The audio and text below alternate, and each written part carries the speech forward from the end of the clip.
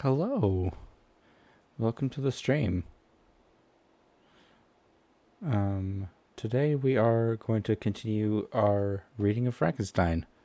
Um, but first, I want to just say sorry that there wasn't really a stream. There wasn't a lot of streaming this week. Hello, hello, LexiCat. Hello, hello, Sunshine. Some nice lurking. Thank you for the lurk. Yeah, sorry that I didn't stream this week. It was like 100 degrees every day uh, in in where I live, and I didn't really feel like streaming in 100-degree weather. But it's cooled off enough that it is safe for me to stream without risking heat stroke. Yeah, yeah, it's been really hot this week. But I am happy to be back. And I've got a couple things coming up that I'm excited about. So to celebrate 750 followers on Twitter, we're going to do um, a literary Smasher Pass stream, um, which I think is going to be really fun. So basically, I, I I envision it becoming kind of like a series on the stream, um, where we don't have to do like literally every character that has ever been written in one stream from like all genres and all series and all that stuff. So basically, we're just gonna limit it to like classic literary characters for the for the first stream. So like Frankenstein, Dracula, Jane Austen novels, anything that's like not really modern. Um, and then we can do some like all of fantasy, uh, all of fantasy type Smasher Pass. Um, I definitely want to do like my favorite a couple of my favorite series, like fantasy series. So like Stormlight would be really fun. Um, Smasher Pass Stormlight, Smasher Pass. I don't know, like Wheel of Time, maybe. Um, but yeah, I'm really excited about doing like other kinds of content, uh, not just reading, and playing games. Although I do love both of those. Um, but I'm trying to branch out, so it should be fun. Um, and hi, Warden, welcome to the stream. Um, and uh, the only rule on the literary Smasher Pass is they have to be 18 um, at at the beginning of the story. I don't want any characters who are minors to be on the Smasher Pass. That's just no, not a good thing. So like even characters from Stormlight. So like technically, the character Shalon is so she's 17 in the first book. She's 17 in the first book, but of the way because the year in that world that the Stormlight Archive is set is longer than the year on Earth. She would technically be 19 on Earth, but she's 17 in the story, so I'm not going to do Shalon in a Stormlight Smasher Pass. I don't want that. Like I I just don't want to deal with it. So yeah, we have that to look forward to. Celebrating 750 followers on Twitter. the literary Smasher Pass. So like if you guys have any favorite literary characters that you want me to put in the Smasher Pass list, definitely let me know. I have a few characters. Hey Jonas. I have a few characters on my list already. But any and all suggestions that you guys have are welcome, and I hope that that's going to be really fun. Also, on Saturday, next Saturday, I will be doing a kind of Nuzlocke challenge with a group of streamers. Hold on, let me pull it up. It's called a Friends Lock or a Friend Lock challenge. So Kana, the YouTuber Kana, she's a bat VTuber. She put out a post about doing playing a Pokemon game. I think it's Pokemon Platinum, and basically doing a Nuzlocke challenge. But each Pokemon that she catches when she plays will be randomly assigned to one of her VTuber friends, and they will be able to control the move sets that the Pokemon learns and all of the moves that it uses in battle. And we'll just be on a Discord call, and I think that will be it. It'll be chaos, and it will be hilarious, and it'll be so much fun. So I hope you guys go to that. I don't know if I'm gonna be streaming that per se, because I'm not gonna be the focus of that stream. But I'll if I'm not streaming, I'll definitely be hosting Kana's stream. So I'm really looking forward to that. Yeah. Trying to think if there's anything else that I need to talk about. I don't think there is. This upcoming week there's gonna be more streams. Yeah, it's gonna be so much chaos. And I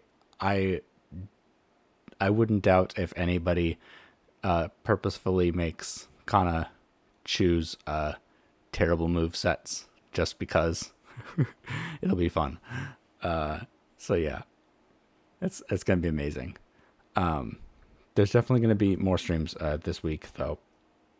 I definitely want to play. I want to play more Stray, and I want to play more Chris. I want to finish both those games.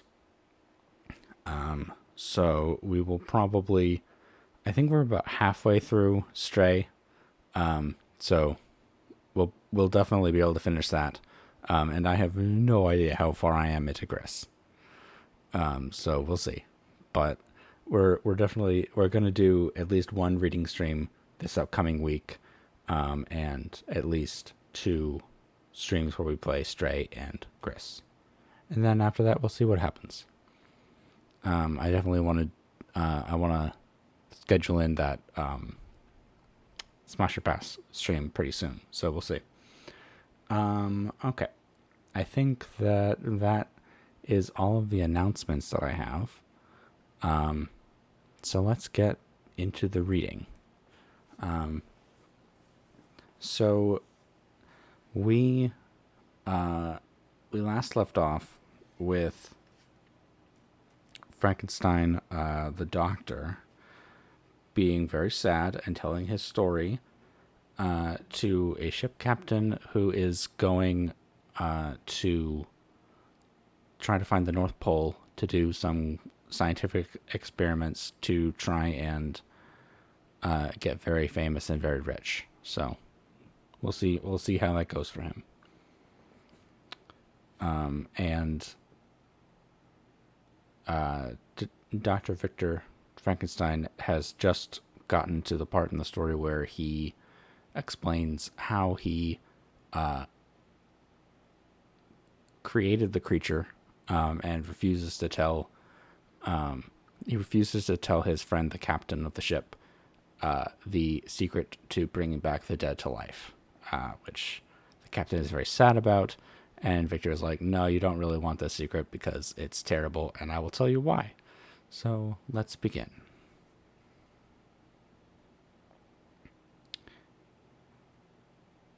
Chapter 4. It was on a dreary night of November that I beheld the accomplishment of my toils. With an anxiety that almost amounted to agony, I collected the instruments of life around me, that I might infuse a spark of being into the lifeless thing that lay at my feet. It was already 1 a.m. The rain pattered dismally against the panes, and my candle was nearly burnt out, when, by the glimmer of the half-extinguished light, I saw the dull, yellow eye of the creature open. It breathed hard, and a convulsive motion agitated its limbs. How can I describe my emotions at this catastrophe, or how delineate the wretch whom with infinite pains and care I had endeavored to form?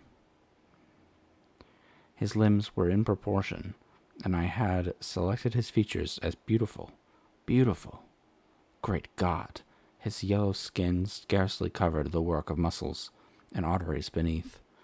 His hair was of lustrous black and flowing, his teeth of a pearly whiteness, but these luxuriances only formed a more horrid contrast with his watery eyes that seemed almost of the same color as the dun white sockets in which they were set, his shriveled complexion and straight black lips.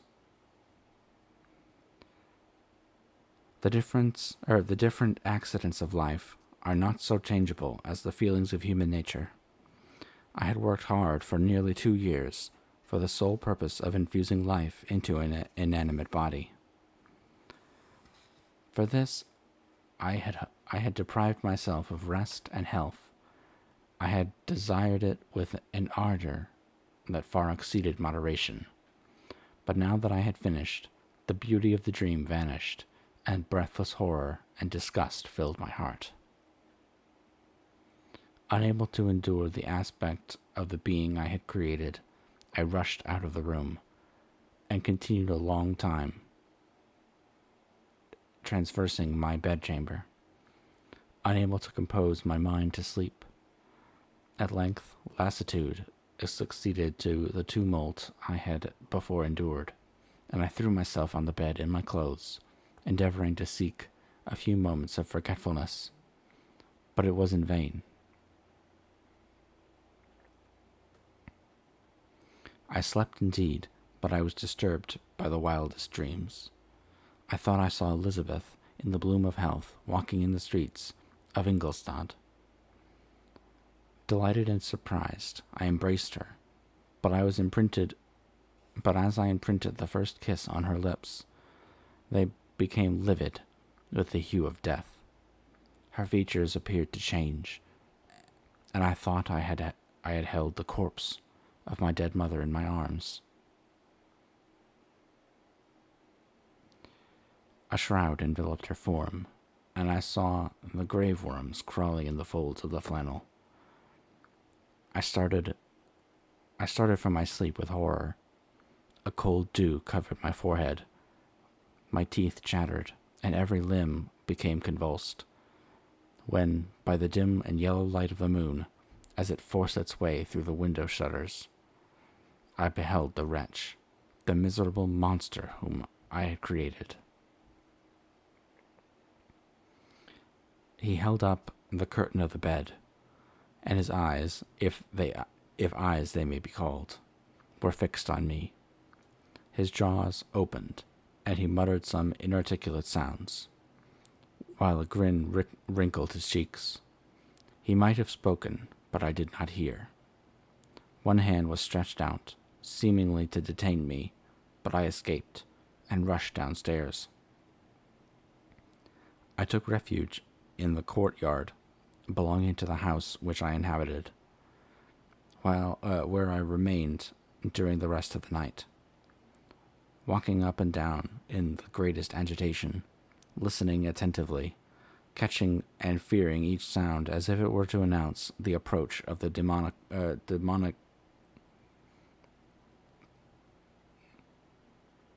demoniacal corpse to which I had so miserably given life.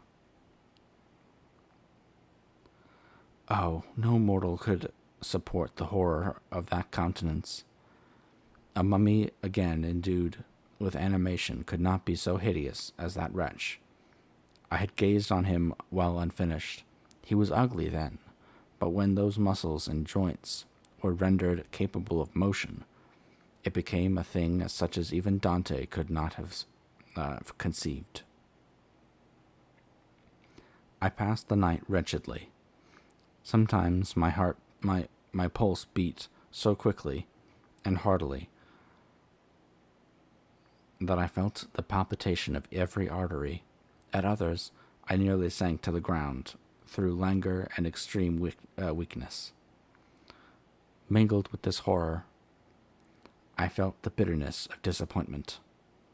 Dreams that had been my food and pleasant rest for so long a space were now become a hell to me, and the change was so rapid, the overthrow so complete.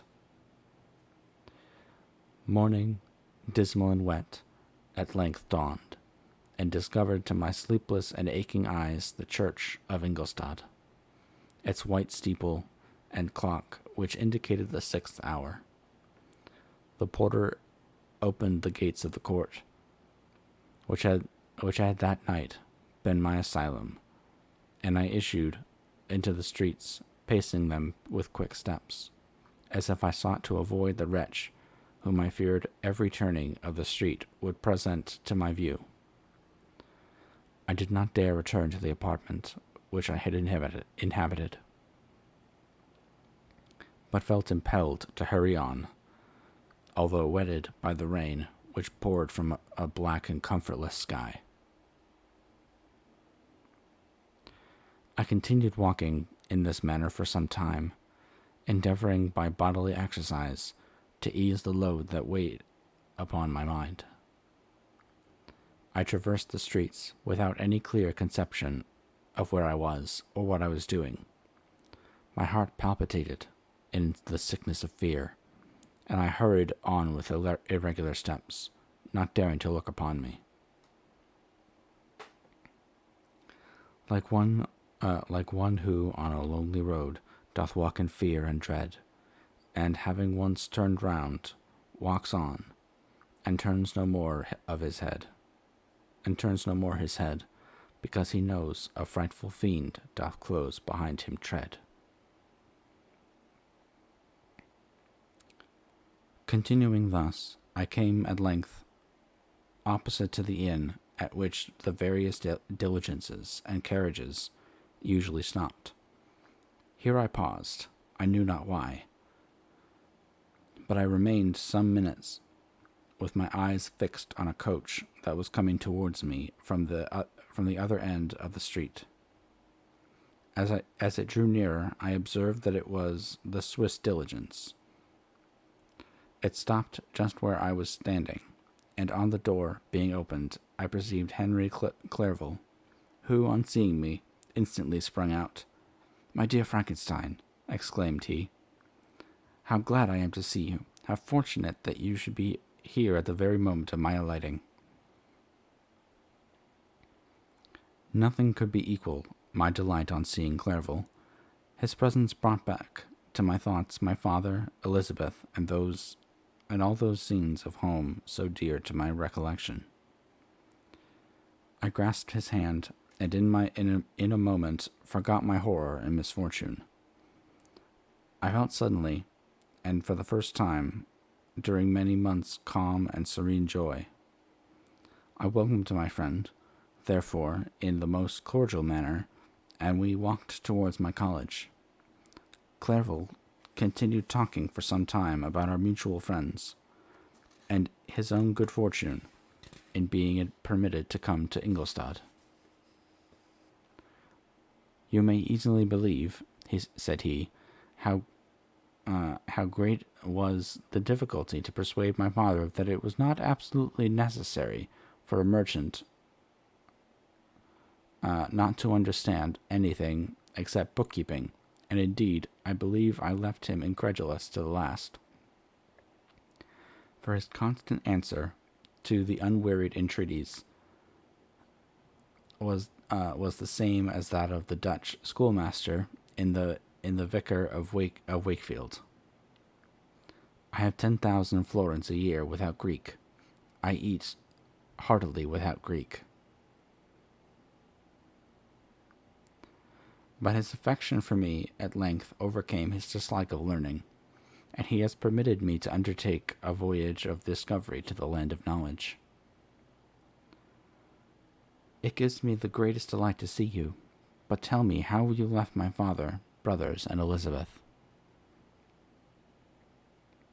Very well, and very happy, only a little uneasy that they hear from you so seldom. By the by, I mean to lecture you a little upon their account myself. But, my dear Frankenstein, continued he, stopping short and gazing full in my face, I did not before remark how very ill you appear, so thin and pale. You look as if you had been watching for several nights. You have guessed right. I have lately been so deeply engaged in one occupation that I have not allowed myself sufficient rest. As you see, but I sincerely hope, that all these employments are now at an end, and that I am at length free. I trembled excessively. I could not endure to think of, and far less to allude to the occurrences of the preceding night. I walked with a quick pace, and we soon arrived at my college. I then reflected, and the thought made me shiver, that the creature whom I left in my apartment might still be there, alive and walking about. I dreaded to behold the monster, but I feared still more that Henry should see him. Entreating him, therefore, to remain a few minutes at the bottom of the stairs, I darted towards my own room. My hand was already on the lock of the door before I recollected myself. I then paused, and a cold shivering came over me. I threw the door forcefully open, as children are accustomed to do when they expect a spectre to stand in waiting for them on the other side. But nothing appeared. I stepped fearfully in. The apartment was empty, and my bedroom was also freed from its hideous guest. I could hardly believe that so great a good fortune could have befallen me, but when I became assured that my enemy had indeed fled, I clapped my hands for joy and ran down to Clairville. We ascended into my room, and the servant presently brought breakfast, but I was unable to contain myself. It was not joy only that possessed me. I felt my flesh tingle with excess of sensitiveness, and my pulse beat rapidly. I was unable to remain for a single instant in the same place. I jumped over the chairs, clapped my hands, and laughed aloud.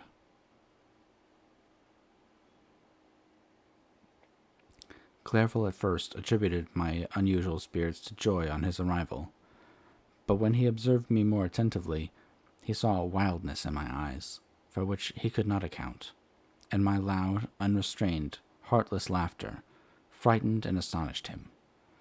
"My dear Victor," cried he, "what, for God's sake, is the matter? Do not laugh in that manner. How ill you are! What is the cause of all this?" "Do not ask me," cried I, putting my hands before my eyes, for I thought I saw the dreaded spectre glide into the room. "He can tell. Oh, save me, save me." I imagined that the monster seized me. I struggled furiously and fell down in a fit. Poor Clairville! What must have been his feelings? A meeting which he anticipated with such joy, so strangely turned to bitterness. But I was not the witness of his grief, for I was lifeless, and did not recover my senses for a long, long time. This was the commencement of a nervous fever, which confined me for several months. During all that time, Henry was my only nurse. I afterwards learned that, knowing my father's advanced age and unfitness for so long a journey, and how wretched my sickness would make Elizabeth, he spared them this grief by concealing the extent of my disorder. He knew that I could not have a more kind and attentive nurse than himself, and firm in the hopes he felt of my recovery, he did not doubt that instead of doing harm, he performed the kindest action that he could towards them. But I was in reality very ill, and surely nothing but the unbounded and unremitting attentions of my friend could have restored me to life. The form of the monster on whom I had bestowed existence was forever before my eyes, and I raved incessantly concerning him. Doubtless my words surprised Henry. He at first believed them to be the wanderings of my disturbed imagination, but the pertinency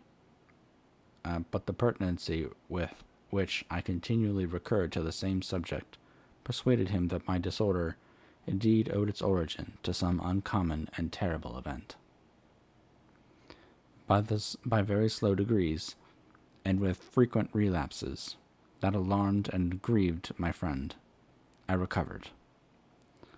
I remember the first time I became capable of observing outward objects with any kind of pleasure. I perceived that the fallen leaves had disappeared, and that the young buds were shooting forth from the trees that shaded my window. It was a divine spring, and the season contributed greatly to my convalescence. I felt also sentiments of joy and affection revive in my bosom. My gloom disappeared, and in a short time I became as cheerful as before I was attacked by that fatal passion.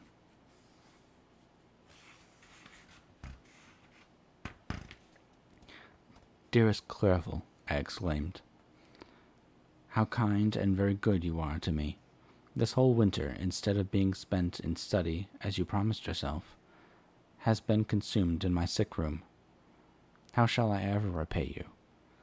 I feel the greatest remorse for the disappointment of which I have been the occasion, but you will forgive me. You will repay me entirely if you do not discompose yourself. But get well as fast as you can, and since you appear in such good spirits, I may speak to you on one subject, may I not?" I trembled. One subject? What could it be? Could he allude to an object on whom I dared not even think? "Compose yourself," said Clerval, who observed my change of color. "I will not mention it, if it agitates you, but your father and cousin would be very happy if they received a letter from you in your own handwriting. They hardly know how ill you have been, and are uneasy at your long silence. Is that all, my dear Henry? How could you suppose that my first thought would not fly towards those dear, dear friends whom I love, whom are so deserving of my love? If this is your present temper, my friend, you will perhaps be glad to see a letter that has been lying here some days for you. It is from your cousin, I believe."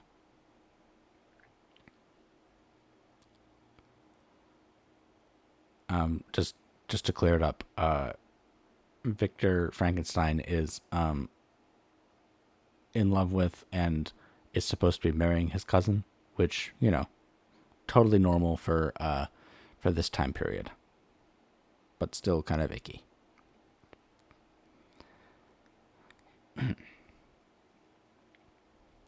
Chapter 5. Clerval then put the following letter into my hands. To Victor Frankenstein. My dear cousin, I cannot describe to you the uneasiness we have all felt concerning your health. We cannot help imagining that your friend Clerval conceals the extent of your disorder, for it is now several months since we have seen your handwriting, and all this time you have been obliged to dictate your letters to Henry. Surely, Victor, you must have been exceedingly ill, and this makes us all very wretched, as much so nearly as after the death of your dear mother. My uncle was also almost persuaded that you were indeed dangerously ill, and could hardly be restrained from undertaking a journey to Ingolstadt. Clerval always writes that you are getting better. I eagerly hope that you will confirm this intelligence soon in your own handwriting. For indeed, Victor, we are all very miserable on this account. Relieve us from this fear, and we shall be the happiest creatures in the world. Your father's health is now so vigorous that he appears 10 years younger since last winter. Ernest also is so much improved that you would hardly know him. He is now nearly 16, and has lost that sickly appearance which he had some years ago. He has grown quite robust and active. My uncle and I conversed a long time last night about what profession Ernest should follow. His constant illness when young has deprived him of the habits of application, and now that he enjoys good health, he is continually in the open air, climbing the hills and rowing on the lake. I therefore propose that he should be a farmer, which, you know, cousin, is a favorite scheme of mine.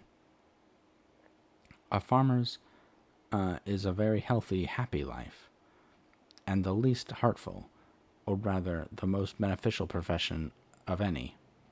My uncle had an idea of his being educated as an advocate, that through his interest he might become a judge. But besides that, he is not at all fitted for such an occupation. It is certainly more creditable to cultivate the earth for the sustenance of man than to be the confidant, and sometimes the accomplice of his vices, which is the profession of a lawyer. I said that the employments of a prosperous farmer, if they were not more honorable, they were at least a happier species of occupation than that of a judge, whose misfortune was always to meddle with the dark side of human nature. Ouch. Poor judges.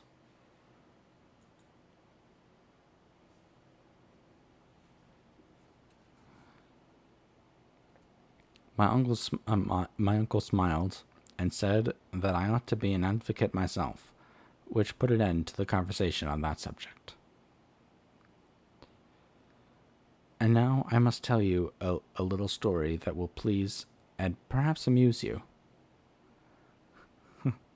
And here, so this, I'm reading from my copy that I had from in college, and in the margins here I wrote info dump time, so be prepared. Do you not remember Justine Moritz? Perhaps you do not. Perhaps you do not. I will relate her history, therefore, in a few words. Madame Moritz, her mother, was a widow with 4 children, of whom Justine was the third. This girl had always been the favorite of her father, but through a strange perversity her mother could not endure her, and after the death of Mr. Moritz, treated her very ill. My aunt observed this, and when Justine was 12 years old, prevailed on her mother to allow her to live at her house. The republican institutions of our country have produced simpler and happier manners than those which prevail in the great monarchies that surround it. Hence there is less distinction between the several classes of its inhabitants, and the lower orders being neither so poor nor so despised, their manners are more refined and moral. A servant in Geneva does not mean the same thing as a servant in France and England. Justine, thus received in our family, learned the duties of a servant, a condition which, in our fortunate country, does not include the idea of ignorance and a sacrifice of the dignity of a human being. After what I have said, I dare say you will remember the heroine of my little tale, for Justine was a great favorite of yours, and I recollect you once remarked that if you were in an ill humor, one glance from Justine could dispel it, for the same reason that Ariosto gives concerning the beauty of Angelica. She looked so frank-hearted and happy. My aunt conceived a great attachment for her, by which she was induced to give her an education superior to that which she had at first intended. This benefit was fully repaid. Justine was the most grateful little creature in the world. I do not mean that she made any professions. I never heard one pass her lips. But you could see by her eyes that she almost adored her protectress. Although her disposition was gay, meaning happy, and in many respects inconsiderate, yet she paid the greatest attention to every gesture of my aunt. She thought her the model of all excellence, and endeavored to imitate her phraseology and manners, so that even now she often reminds me of her. When my dearest aunt died, every one was too much occupied in their own grief to notice poor Justine, who had attended her during her illness with the most anxious affection. Poor Justine was very ill, but other trials were reserved for her. One by one, her brothers and her sister died, and her mother, with the exception of her neglected daughter, was left childless.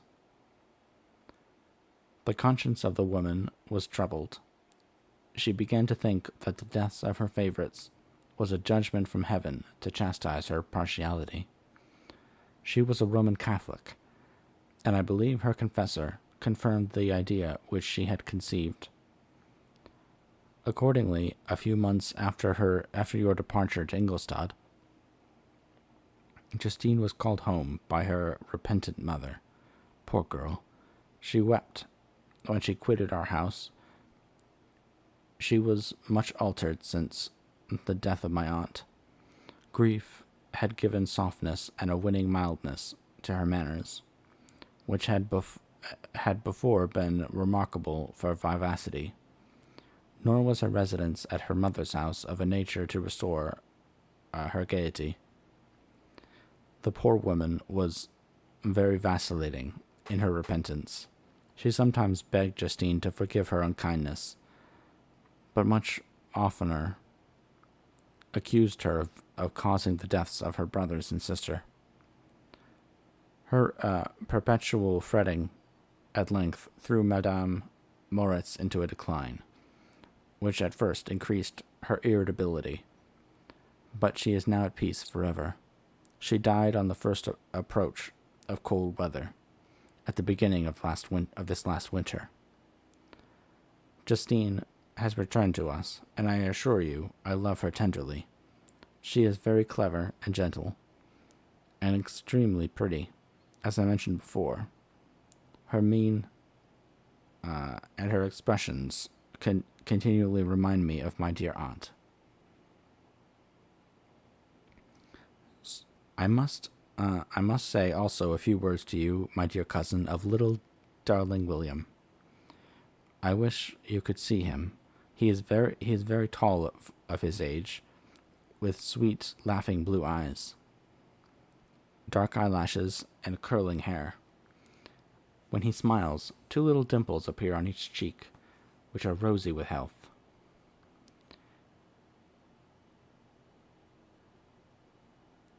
He has already had one or two little wives, but Louisa Byron is his favorite, a pretty little girl of 5 years of age. Now, dear Victor, I tell you, I dare say you wish to be indulged in a little gossip concerning the good people of Geneva. The pretty Miss Mansfield has already conceived the congratulatory visits on her approaching marriage with a young Englishman, John Melbourne, Esquire. Her ugly sister, Manon, married Mr. de Villard, the rich banker, last autumn. Your favorite schoolfellow, Louis Manoir, has suffered several misfortunes since the departure of Clairville from Geneva, but he has already recovered his spirits, and is reported to be on the point of marrying a very lively, pretty Frenchwoman, Madame Tavernier. She is a widow, and much older than Manoir, but she is very much admired, and a favorite with everybody. I have written myself into good spirits, dear cousin, yet I cannot conclude without again anxiously inquiring concerning your health. Dear Victor, if you are not very ill, write yourself, and make your father and all of us happy, or I cannot bear to think of the other side of the question. My tears already flow. Adieu, my dearest cousin, Elizabeth Lavensa. Geneva, March 18th. And I want to highlight my sarcastic notes again from college. Around when she started talking about William, I wrote so much info dumping, and around when she started talking about gossip, I wrote in the margins, Elizabeth is being obnoxious here. and in the last paragraph, when she asks him again to write to her, I wrote, maybe he just doesn't want to talk to you. Uh-oh. I may have yeah, I was a bit sassy when I first read this book. I mean, like, Elizabeth, really, maybe he just doesn't want to talk to you. Maybe he's moved on. Maybe he found a nice where is he? I forget which country he's in, but maybe he found a nice girl at college and doesn't really want to talk to you anymore. Poor Elizabeth.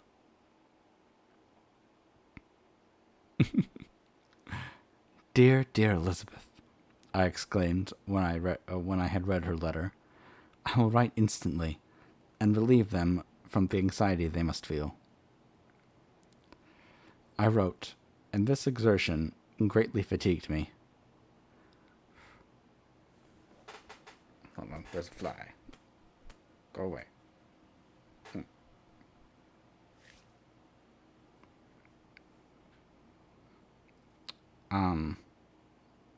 I wrote, and this exertion greatly fatigued me. Relatable, also a mood.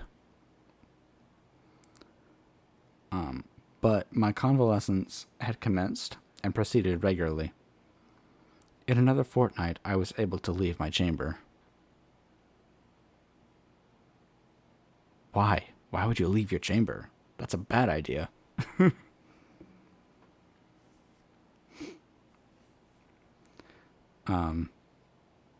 I think it's interesting, like, just to stop for a second and like analyze the view of illness here. Clearly, Victor is having severe panic symptoms, and Mary Shelley is just like she's describing severe anxiety to a T. And like he's basically describing how after he's created the creature and seen how disgusting it is, he's irritable. He has massive mood swings, and has just long stretches of time where he doesn't feel like doing anything. He has no interest in doing things that he previously liked doing, like talking to his family and friends. And it's interesting how she is so good at viscerally describing the way severe anxiety can definitely affect some people. And obviously anxiety doesn't affect everyone in the same way. But Victor is not having a good time. and there are definitely people who just because of their mental health struggles, they just don't want to leave their beds in the morning. And she's definitely got that down.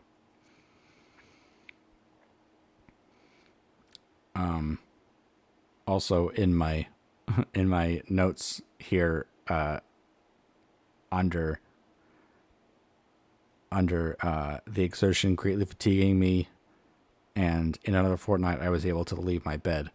My 18-year-old self wrote, "How does sickness work in this book?"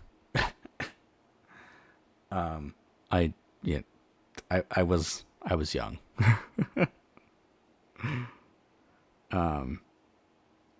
So yeah, let's continue and with that remark. One of my first duties on my recovery was to introduce Clairville to the several professors of the university. In doing this, I underwent a kind of rough usage, ill-befitting the wounds that my mind had sustained. Ever since the fatal night, the end of my labors, and the beginning of my misfortunes, I had conceived a violent antipathy even to the name of natural philosophy. When I was otherwise quite restored to health, the sight of a chemical instrument would renew all the agony of my nervous symptoms. He has some kind of, like, he's having a visceral reaction to even seeing his scientific equipment. It's a triggering experience for him to do any kind of science at this point.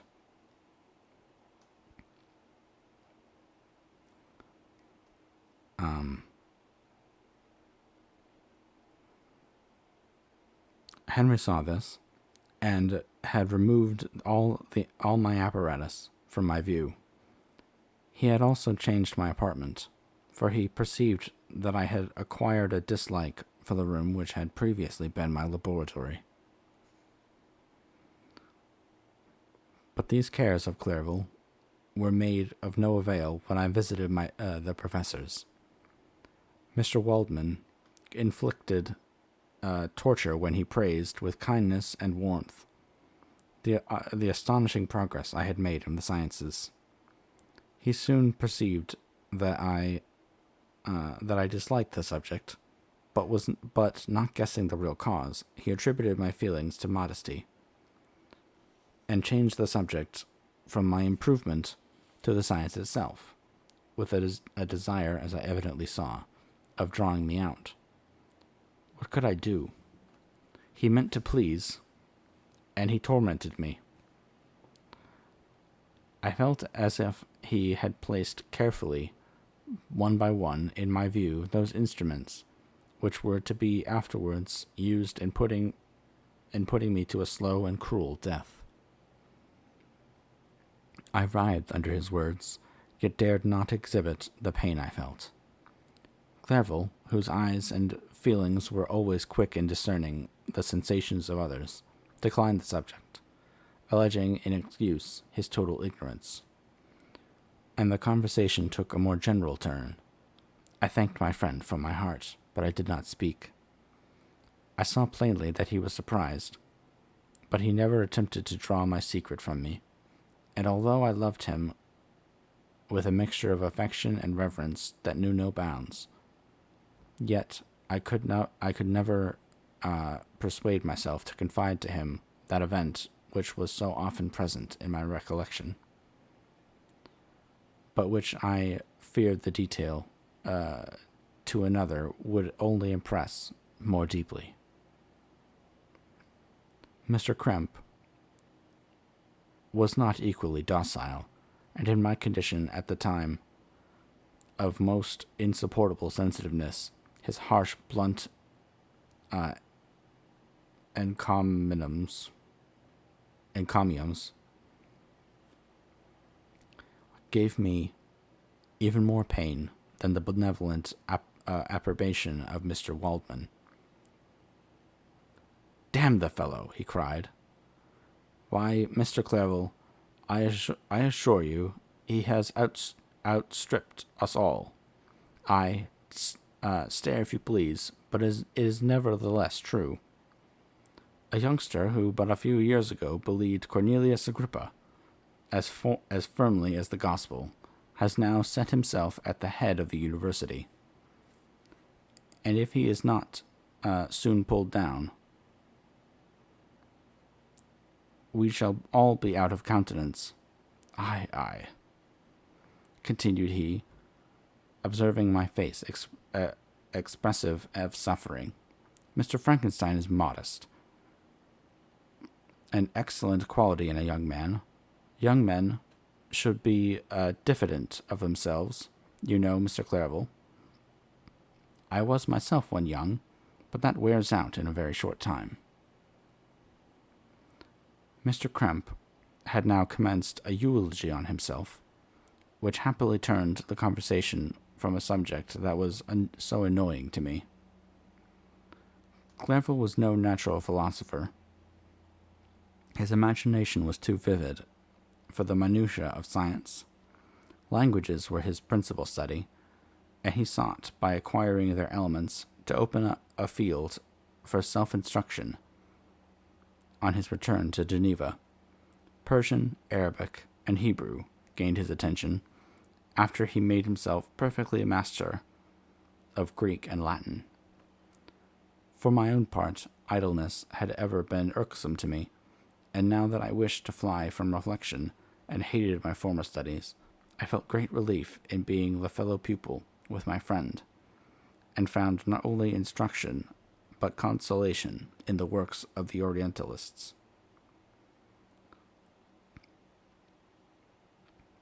Their melancholy is soothing, and their joy elevating to a degree I never experienced in studying the authors of any other country. When you read their writings, life appears to consist in a warm sun and a garden of roses, in the smiles and frowns of a fair enemy, and the fire that consumes your own heart. How different from the manly and heroic poetry of Greece and Rome.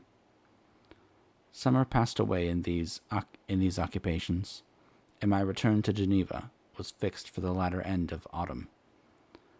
But being delayed by several accidents, winter and snow arrived, the roads were deemed impassable, and my journey was slowed until the ensuing spring. I felt this delay very bitterly, for I longed to see my native town and my beloved friends. My return had only been delayed so long from an unwillingness to leave Clairville in a strange place, before he had become acquainted with any of its inhabitants. The winter, however, was spent cheerfully, and although the spring was uncommonly late, when it came, its beauty compensated for its lateness.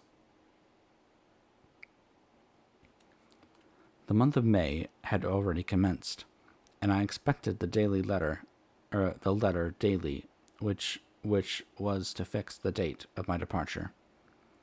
When Henry proposed a pedestrian tour in the environments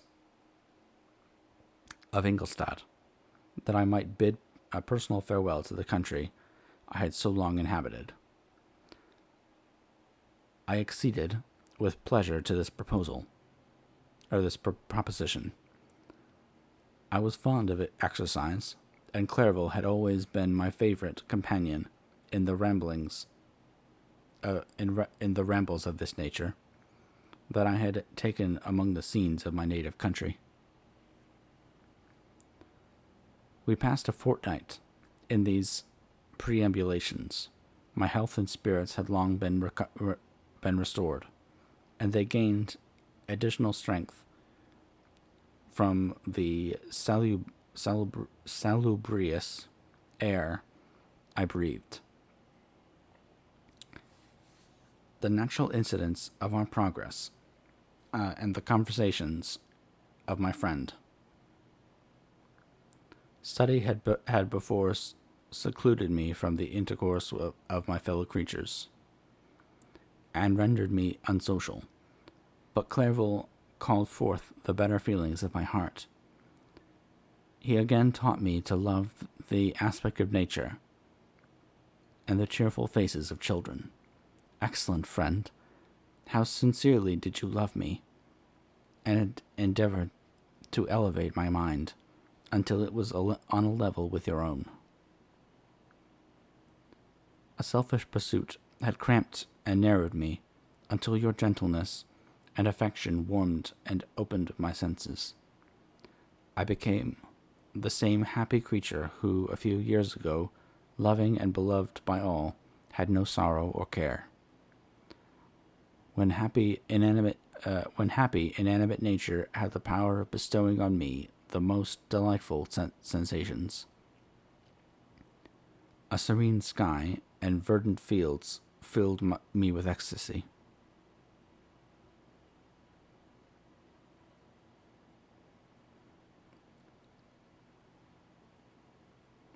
Sorry, lost my place. The present season was indeed divine. The flowers of spring bloomed in the hedges, while those of summer were already in bud. I was undisturbed by thoughts which during the preceding year had pressed upon me, notwithstanding my endeavors to throw them off with an invincible burden.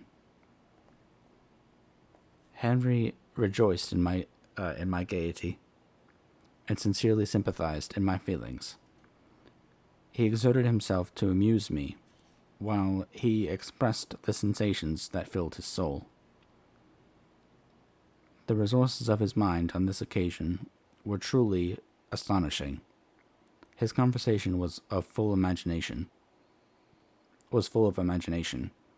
and very often in imitation of the Persian and Arabic writers. He invented tales of wonderful fancy and passion. At other times he repeated my favorite poems, or drew me out into arguments, which he supported with great ingenuity. We returned to our college on a Sunday afternoon.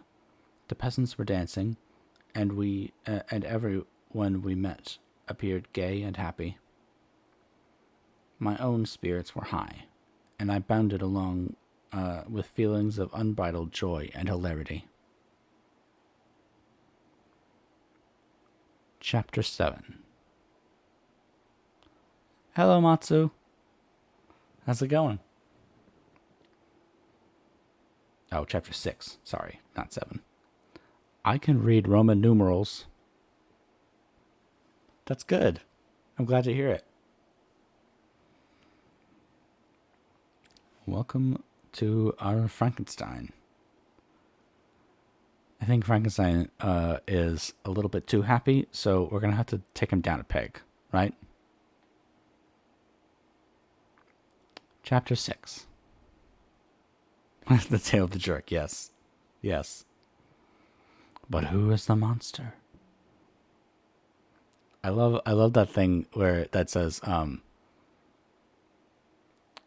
what is it? Readers of Frankenstein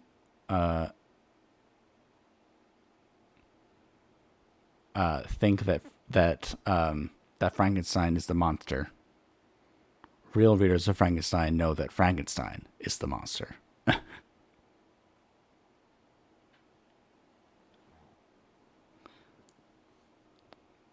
Poor creature.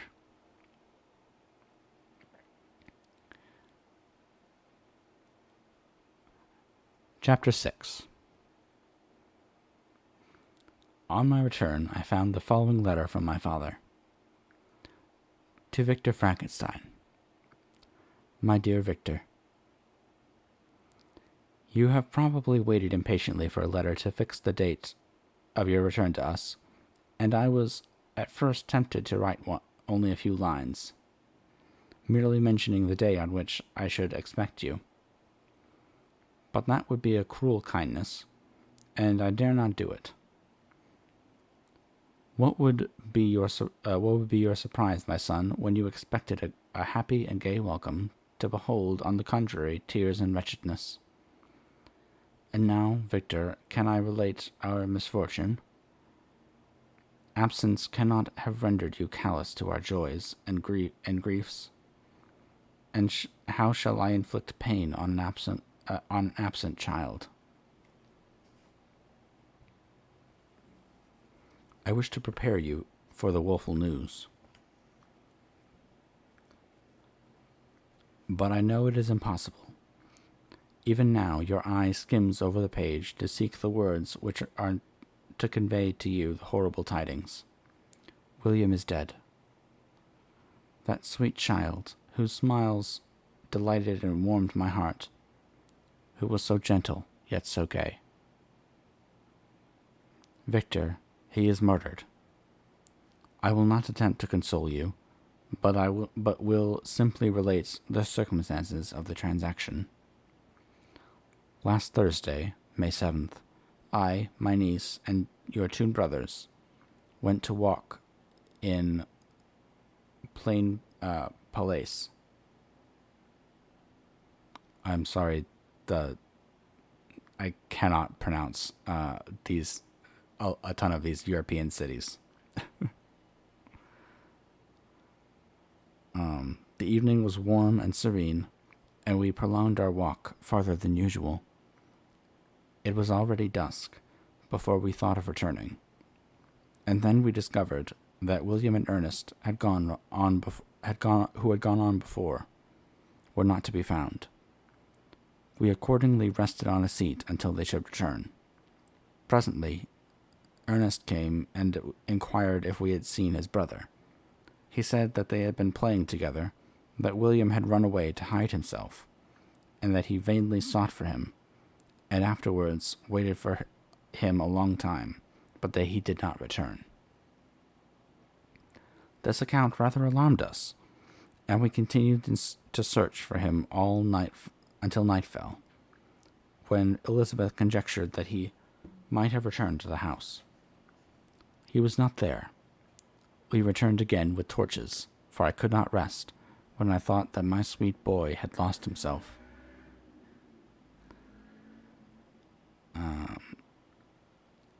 And was exposed to all the damps and dews of night. Elizabeth also suffered extreme anguish. About 5 in the morning, I I discovered my lovely boy, whom the night before I had seen blooming and active in health, stretched on the grass, livid and motionless. The print of the murderer's finger was on his neck. He was conveyed home, and the anguish that was visible in my countenance betrayed the secret to Elizabeth. She was very earnest to see the corpse.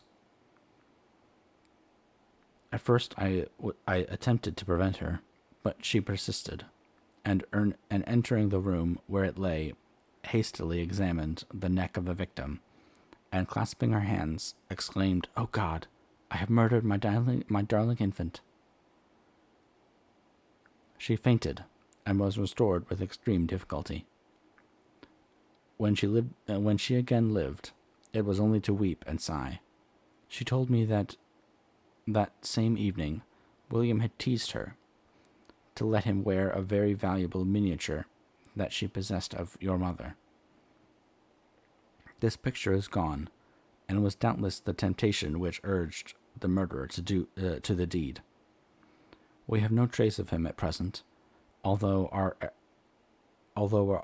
exertions to discover him are unremitted, but they will not restore my beloved William. Come, dearest Victor, you alone can console Elizabeth. She weeps continually, and accuses herself unjustly as the cause of his death. Her words pierce my heart. We are all unhappy, but will not that be an additional motive for you, my son, to return and be our comforter? Your dear mother, alas, Victor, I now say, thank God she did not live to witness the cruel, miserable death of her youngest darling. Come, Victor, not brooding thoughts of vengeance against the assassin, but with feelings of peace and gentleness that will heal instead of festering the wounds of our minds. Enter the house of mourning, my friend, but with kindness and affection for those who love you, and not with hatred for your enemies. Your affectionate and afflicted father, Alphonse Frankenstein. Geneva, May 12th. Clerval, who had watched my countenance as I read this letter, was surprised to observe the despair that succeeded to the joy I at first expressed on receiving news from my friends. I threw the letter on the table and covered my face with my hands. "My dearest Frankenstein," exclaimed Henry, when he perceived me weep with bitterness, "are you always to be unhappy? My dear friend, what has happened?"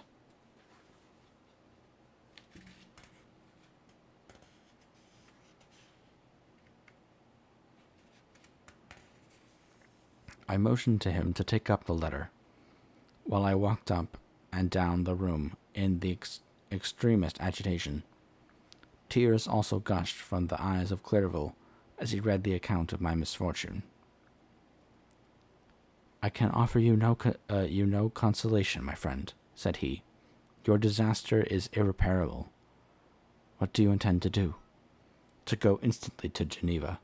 Come with me, Henry, to order the horses." During our walk, Clerval endeavored to raise my spirits. He did not do this by common topics of consolation, but by exhibiting the truest sympathy. "Poor William," said he, "that dear child, he now sleeps with his angel mother. His friends mourn and weep, but he is at rest. He does not now feel the murderer's grasp. A sod covers his gentle form, and he knows no pain. He can no longer be a fit subject for pity. The survivors are the greatest sufferers, and for them time is the only consolation. Those maxims of the Stoics, that death was no evil, and that the mind of man ought to be superior to despair on the eternal absence of a beloved object, ought not to be urged.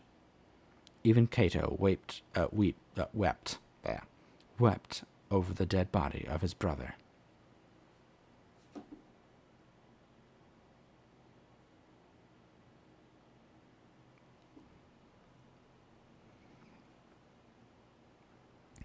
Clerval spoke thus as we hurried through the streets. The words impressed themselves on my mind, and I remembered them afterwards in solitude. But now, as soon as the horses arrived, I hurried into a cabriole and bade farewell to my friend. My journey was very melancholy. At first, I wished to hurry on, for I longed to console and sympathize with my loved and sorrowing friends. But when I drew near my native town, I slackened my progress. I could hardly sustain the multitude of feelings that crowded into my mind. I passed through scenes familiar to my youth, but which I had not seen for nearly 6 years. How altered everything might be during that time. One sudden and desolating change had taken place, but 1,000 little circumstances might have by degrees worked other alterations, which, although they were done more tranquilly, might not be less decisive. Fear overcame me. I dared not advance, dreading 1,000 nameless evils that made me tremble, although I was unable to define them. I remained 2 days at Lausanne. In this painful state of mind, I contemplated the lake. The waters were placid, all around was calm, and the snowy mountains, the places of nature, were not changed. By degrees, the calm and heavenly scene restored me, and I continued my journey towards Geneva. The road ran by the side of the lake, which became narrower as I approached my native town. I discovered more distinctly the black sides of Jura and the bright summit of Mont Blanc. I wept like a child. Dear mountains, my own beautiful lake, how do you welcome your wanderer? Your summits are clear, the sky and lake are blue and placid. Is this to prognosticate peace, or to mock at my unhappiness? I fear, my friend, that I shall render myself tedious by dwelling on these preliminary circumstances. But they were days of comparative happiness, and I think of them with pleasure. My country, my beloved country, who but a native can tell the delight I took in again beholding thy streams, thy mountains, and more than all, thy lovely lake. Yet, as I drew nearer home, grief and fear overcame me. Night also closed around, and when I could hardly see the dark mountains, I felt still more gloomily. The picture appeared a vast and dim scene of evil, and I foresaw obscurely that I was destined to become the most wretched of human beings.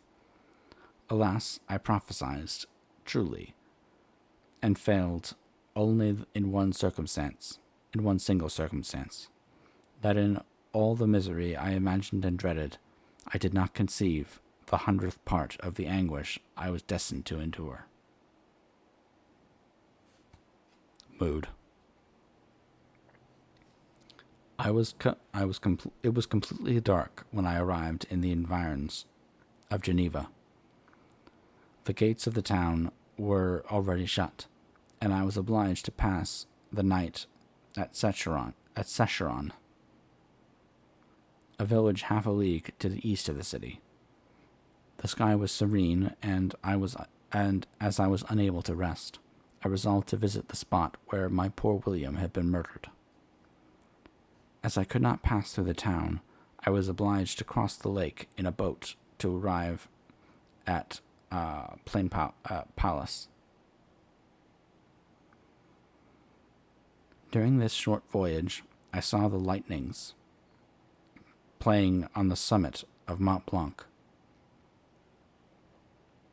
in the most beautiful figures. The storm appeared to approach rapidly, and on landing, I ascended a low hill that I might observe its progress. It advanced. The heavens were clouded, and I soon felt the rain coming slowly in large drops, but its violence quickly increased. I quitted my seat and walked on, although the darkness and storm increased every minute, and the thunder burst with a terrific crash over my head. It was echoed from Salive, the Juras, and the Alps of Savoy. Vivid flashes of lightning dazzled my eyes, illuminating the lake, making it appear like a vast sheet of fire. Then, for an instant, everything seemed of a pitchy darkness, until the eye recovered itself from the preceding flash. The storm, as is often the case in Switzerland, appeared at once in various parts of the heavens. The most violent storm hung exactly north of the town, over that part of the lake which lies between the promontory of Bellerive and the village of Copet.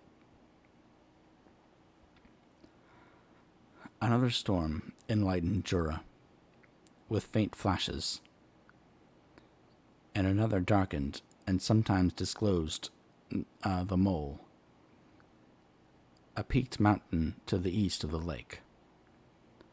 While I watched the storm, so beautiful yet terrific, I wandered on with hasty step. This noble war in the sky elevated my spirits. I clasped my hands and exclaimed aloud, "William, dear angel, this is thy funeral, this is thy dirge." As I said these words, I perceived in the gloom a figure which stole from behind a clump of trees near me. I stood fixed, gazing intently. I could not be mistaken. A flash of lightning illuminated the object, and discovered its shape plainly to me, its gigantic stature, and the deformity of its aspect, more hideous than belongs to humanity, instantly informed me that it was the wretch, the filthy Damon, to whom I had given life. What did he there? Could he be, I shuddered at the conception, the murderer of my brother? No sooner did that idea cross my imagination than I became convinced of its truth. My teeth chattered, and I was forced to lean against a tree for support. The figure passed me quickly, and I thought it lost in the gloom. Nothing in human shape could have destroyed that fair child. He was the murderer. I could not doubt it. The mere presence of the idea was an irresistible proof of the fact. I thought of pursuing the devil, but it would have been in vain, for another flash discovered him to me hanging among the rocks of the nearly perpendicular ascent of Mont Salive, a hill that bounds Plain Palais on the south. He soon reached the summit and disappeared. I remained motionless. The thunder ceased, but the rain still continued, and the scene was enveloped in an impenetrable darkness.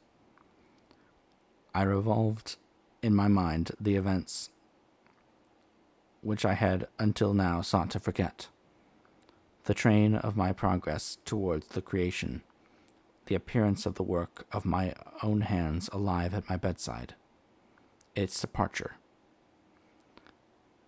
2 years had now nearly elapsed since the night on which he first received life. And was this his first crime? Alas, I had turned loose into the world a depraved wretch, whose delight was in carnage and misery. Had he not murdered my brother? No one can conceive the anguish I suffered during the remainder of the night, which I spent cold and wet in the open air. But I did not feel the inconvenience of the weather. My imagination was busy in scenes of evil and despair. I considered the being whom I had cast among mankind, and endowed with the will and power to effect purposes of horror, such as the deed which he had now done, nearly in the light of my own vampire, my own spirit let loose from the grave, and forced to destroy all that was dear to me. Day dawned, and I directed my steps toward the town. The gates were open, and I hastened to my father's house. My first thought was to discover what I knew of the murderer, and cause instant pursuit to be made. But I paused when I reflected on the story that I had to tell. A being whom I myself had formed and endued with life had met me at midnight among the precipices of an inaccessible mountain. I remembered also the nervous fever which I had been seized just at that time that I dated my creation, and which would give an air of delirium to a tale otherwise so utterly improbable. I well knew that if any other had communicated such a relation to me, I should have looked upon it as the ravings of insanity. Besides, the strange nature of the animal would elude all pursuit, even if I were so far credited as to persuade my relatives to commence it. Besides, of what use would be pursuit? Who could arrest a creature capable of scaling the overhanging sides of Mont Saleve? These reflections determined me, and I resolved to remain silent. It was about 5 a.m. when I entered my father's house. I told the servants not to disturb my family, and went into the library to attend their usual hour of rising.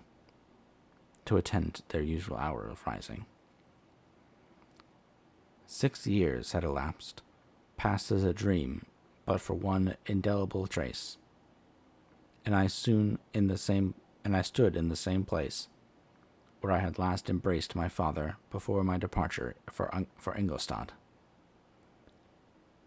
Beloved and respectable parent, he still remained to me. I gazed on the picture of my mother, which stood over the mantelpiece. It was an historical subject, painted at my father's desire, and represented Caroline Beaufort in an agony of despair, kneeling by the coffin of her dead father. Her garb was rustic, and her cheek pale, but there was an air of dignity and beauty that hardly permitted the sentiment of pity. Below this picture was a miniature of William, and my tears flowed when I looked upon it. While I was thus engaged, Ernest entered. He had heard me arrive, and had hastened to welcome me. He expressed a sorrowful delight to see me. "Welcome, my dearest Victor," said he. "I wish you had come 3 months ago, and then you would have found us all joyous and delighted. But we are now unhappy, and I am afraid tears instead of smiles will be your welcome. Our father looks so sorrowful. This dreadful event seems to have revived in his mind his grief on the death of Mamma. Poor Elizabeth also is quite inconsolable." Ernest began to weep as he said these words. "Do not," said I, "welcome me thus. Try to be more calm, that I may not be absolutely miserable the moment I enter my father's house after so long an absence. But tell me, how does my father support his misfortunes, and how is poor Elizabeth?" "She indeed requires consolation. She accused herself of having caused the death of my brother, and that made her very wretched. But since the murderer has been discovered, the murderer discovered. Good God, how can that be? Who could attempt to pursue him? It is impossible. One might as well try to overtake the winds or confine a mountain stream with a straw. I do not know what you mean, but we are all very unhappy when she was discovered. No one would believe it at first, and even now Elizabeth will not be convinced, notwithstanding all the evidence. Indeed, who would credit that Justine Moritz, who was so amiable and fond of all the family, could all at once be so extremely wicked? Justine Moritz, poor girl, is she the accused? It is wrongfully. Everyone knows that. No one believes it, surely, Ernest? No one did at first, but several circumstances came out that have almost forced conviction upon us, and her own behavior has been so confused as to add to the evidence of facts a weight that, I fear, leaves no hope for doubt. But she will be tried today, and you will hear all. He related that the morning on which the murder of poor William had been discovered, Justine had taken ill and confined to her bed, and after several days, one of the servants, happening to examine the apparel she had worn on the night of the murder, had discovered in her pocket the picture of my mother, which had been judged to be the temptation of the murderer. The servant instantly showed it to one of the others, who, without saying a word to any of the family, went to the magistrate, and upon their deposition, Justine was apprehended. On being charged with the fact, the poor girl confirmed the suspicion in a great measure by her extreme confusion of manner. This was a strange tale, but it did not shake my faith, and I replied earnestly, "You are all mistaken. I know the murderer. Justine, poor good Justine, is innocent." At that instant my father entered. I saw unhappiness deeply impressed on his countenance, but he endeavored to welcome me cheerfully, and after we had exchanged our mournful greeting, would have introduced some other topic than that of our disaster, had not Ernest exclaimed, "Good God, Papa, Victor says that he knows who was the murderer of poor William."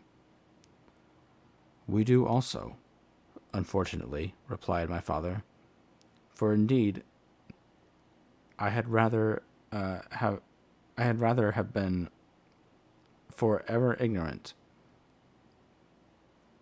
For indeed I would rather have been forever ignorant than have discovered so much depravity and ingratitude in one I valued so highly." My dear father, you are mistaken. Justine is innocent." "If she is, God forbid that she should suffer as guilty. She is to be tried today, and I sincerely hope, that she will be acquitted." This speech calmed me. I was firmly convinced in my own mind that Justine, and indeed every human being, was guiltless of this murder.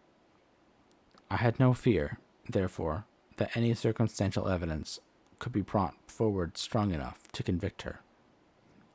And in this assurance, I calmed myself, expecting the trial with eagerness, but without prognosticating an evil result. We were soon joined by Elizabeth. Time had made great alterations in her form since I had last beheld her. 6 years before, she had been a pretty, good-humored girl, whom everyone loved and caressed. She was now a woman in stature, and expression of countenance which was uncommonly lovely. An open and capacious forehead gave indications of a good understanding, joined to great frankness of disposition. Her eyes were hazel and expressive of mildness, now through recent affliction allied to sadness. Her hair was of a rich dark auburn, her complexion fair, and her figure slight and graceful.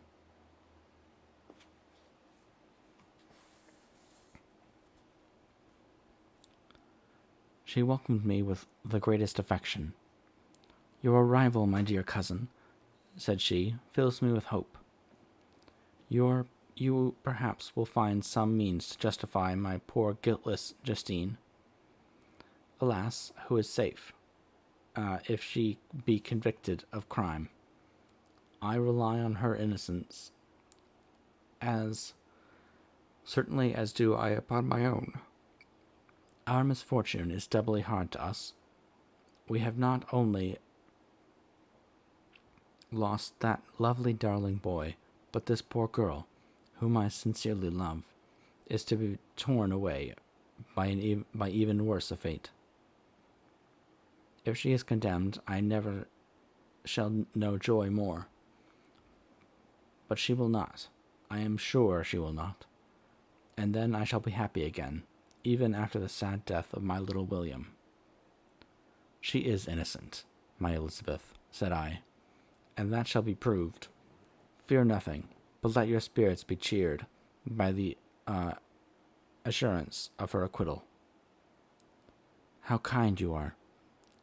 Everyone else believes in her guilt, and that made me wretched, for I knew that it was impossible, and to see everyone's else prejudiced in so deadly a manner rendered me hopeless and despairing." She wept. "Sweet niece," said my father, "dry your tears. If she is, as you believe, innocent, rely on the justice of our judges, and the activity with which I shall prevent the slightest shadow of partiality." Chapter 7. We passed a few sad hours until 11 o'clock, when the trial was to commence. My father and the rest of the family being obliged to attend as witnesses, I accompanied them to the court. During the whole of this wretched mockery of justice, I suffered living torture. It was to be decided whether the result of my curiosity and lawless devices would cause the death of two of my fellow beings, one a smiling babe, full of innocence and joy, the other far more dreadfully murdered, with every aggravation of infamy that could make the murder memorable in horror. Justine also was a girl of merit, and possessed qualities which promised to render her life happy. Now all was to be obliterated in an ignominious grave, and I the cause. 1,000 times rather would I have confessed myself guilty of the crime ascribed to Justine. But I was absent when it was committed, and such a declaration would have been considered as the ravings of a madman, and would not have exculpated her who suffered through me.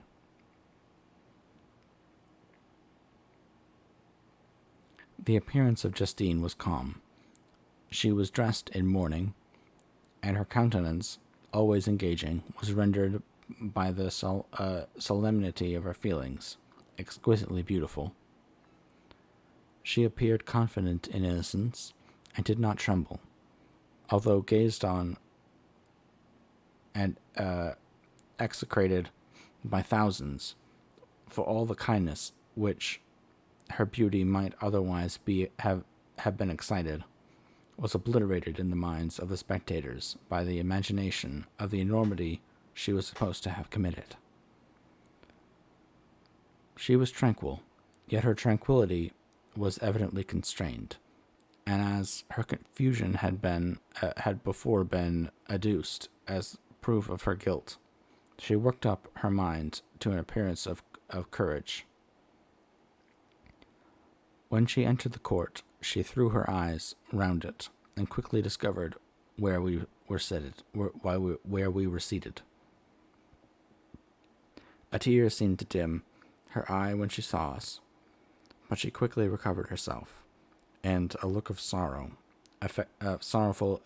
affection seemed to attest her utter guiltlessness. The trial began, and after the advocate against her had stated the charge, several witnesses were called. Several strange facts combined against her, which might have staggered anyone who had not such proof of her innocence as I had. She had been out the whole of the night on which the murder had been committed, and towards morning had been perceived by a market woman not far from the spot where the body of the murdered child had been afterwards found. The woman asked her what she did there, but she looked very strangely, and only returned a confused and unintelligible answer. She returned to the house about 8 o'clock, and when one inquired where she had passed the night, she replied that she had been looking for the child, and demanded earnestly if anything had been heard concerning him. When shown the body, she fell into a violent hysterics, and kept her bed for several days. The picture was then produced, which the servant had found in her pocket, and when Elizabeth, in a faltering voice, proved that it was the same which an hour before the child had been missed, she placed round his neck. A murmur of horror and indignation filled the court.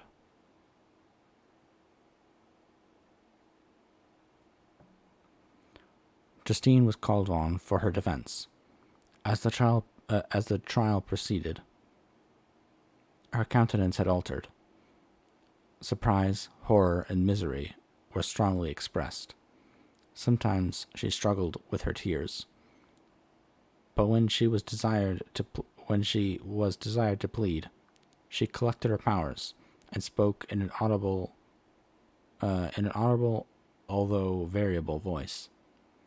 "God knows," she said, "how entirely I am innocent, but I do not pretend that my protestations should acquit me.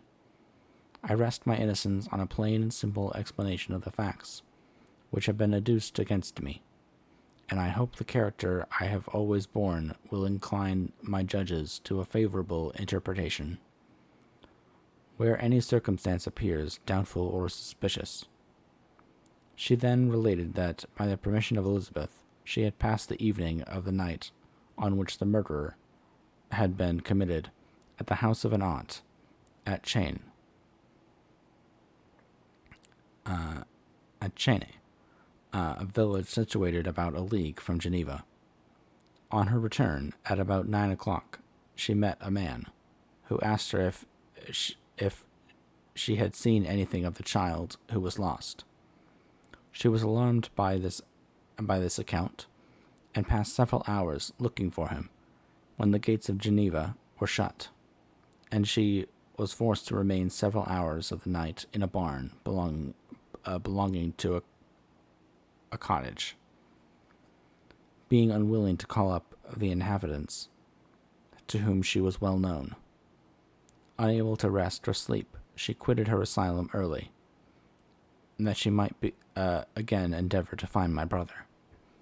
If she had gone near the spot where his body lay, it was without her knowledge. That she had been bewildered when questioned by the market woman was not surprising, since she had passed a sleepless night, and the fate of poor William was yet uncertain. Concerning the picture, she could give no account. "I know," continued the unhappy victim, "how heavily and fatally this one circumstance weighs against me, but I have no power of explaining it, and when I have expressed my utter ignorance, I am only left to conjecture concerning the probabilities which it might have been placed in my pocket. But here I also am checked. I am checked. I believe that I have no enemy on earth, and none surely would have been so wicked as to destroy me wantonly. Did the murderer place it there? I know of no opportunity afforded him for doing so. Or if I had, should he have stolen the jewelry, or the jewel, to part with it again so soon?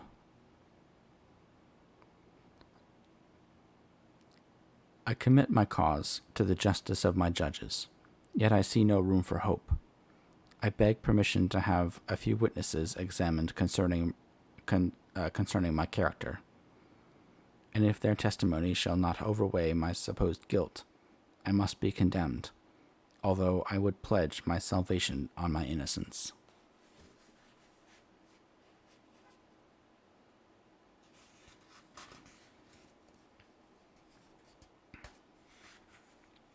Several witnesses were called, who had known her for many years, and they spoke well of her, but fear and hatred of the crime of which they supposed her guilt rendered them timorous and unwilling to come forward. Elizabeth saw even this last resource, her excellent dispositions and irreproachable conduct, about to fail the accused, when, although violently agitated, she desired permission to address the court.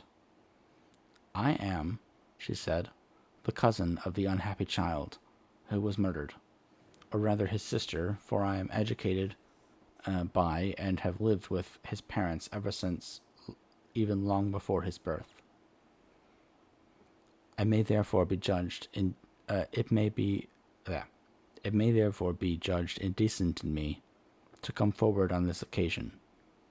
But when I see a fellow creature about to perish through the cowardice of her pretended friends, I wish to be allowed to speak, that I may say what I know of her character. I am well acquainted with the accused. I have lived in the same house with her, at one time for 5, and at another for nearly 2 years. During all that period, she appeared to me the most amiable and benevolent of human creatures. She nursed Madame Frankenstein, my aunt, in her last illness with the greatest affection and care, and afterwards attended her own mother during a tedious illness, in a manner that excited the admiration of all who knew her. After which, she again lived in my uncle's house, where she was beloved by all the family. She was warmly attached to the child, who is now dead, and acted towards him like the most affectionate mother. For my own part, I do not hesitate to say that, notwithstanding all the evidence produced against her, I believe and rely on her perfect innocence. She had no temptation for such an action as to the bauble on which the chief proof rests. If she had earnestly desired it, I should have willingly given it to her. So much do I esteem and value her. Excellent Elizabeth. A murmur of approbation was heard, but it was excited by her generous interference, and not in favor of poor Justine, on whom the public indignation was turned with renewed violence, charging her with the blackest ingratitude. She herself wept as Elizabeth spoke, but she did not answer. My own agitation and anguish was extreme during the whole trial. I believed in her innocence. I knew it. Could the daemon, who had, I did not for a minute doubt, murdered my brother, also in his hellish sport, have betrayed the innocence of the innocent to death and ignominy, I could not sustain the horror of my situation, and when I perceived that the popular voice and the countenance of the judges had already condemned my unhappy victim. I rushed out of the court in agony. The tortures of the accused did not equal mine. She was sustained by innocence, but the fangs of remorse tore my bosom, and would not forego their hold. I passed a night of unmingled wretchedness. In the morning I went to the court. My lips and throat were parched. I dared not ask the fatal question, but I was known, and the officer guessed the cause of my visit. The ballots had been thrown. They were all black, and Justine was condemned. I cannot pretend to describe what I then felt. I had before experienced sensations of horror, and I have endeavored to bestow upon them adequate expressions, but words cannot convey the idea of the heart-sickening despair that I then endured. The person to whom I addressed myself added that Justine had already confessed her guilt. That evidence, he observed, was hardly required in so glaring a case, but I am glad of it. And indeed, none of our judges like to condemn a criminal upon circumstantial evidence, be it ever so decisive. When I returned home, Elizabeth eagerly demanded the result. "My cousin," replied I, "it is decided, as you may have expected. All judges had rather that 10 innocent should suffer than 1 guilty should escape, but she has confessed."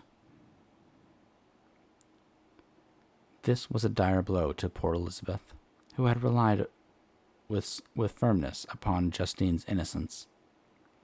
"Alas," said she, "how shall I ever again believe in human benevolence?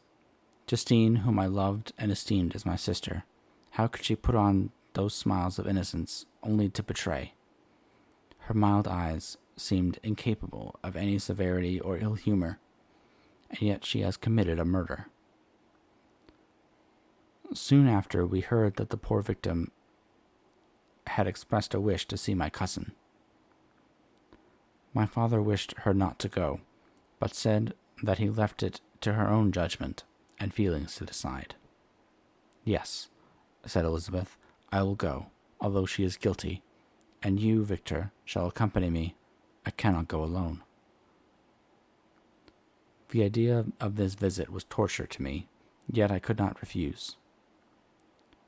We entered the gloomy prison chamber, and beheld Justine sitting on some straw at the further end. Her hands were manacled, and her head rested on her knees. She rose on seeing us enter, and when we were left alone with her, she threw herself at the feet of Elizabeth, weeping bitterly. My cousin wept also.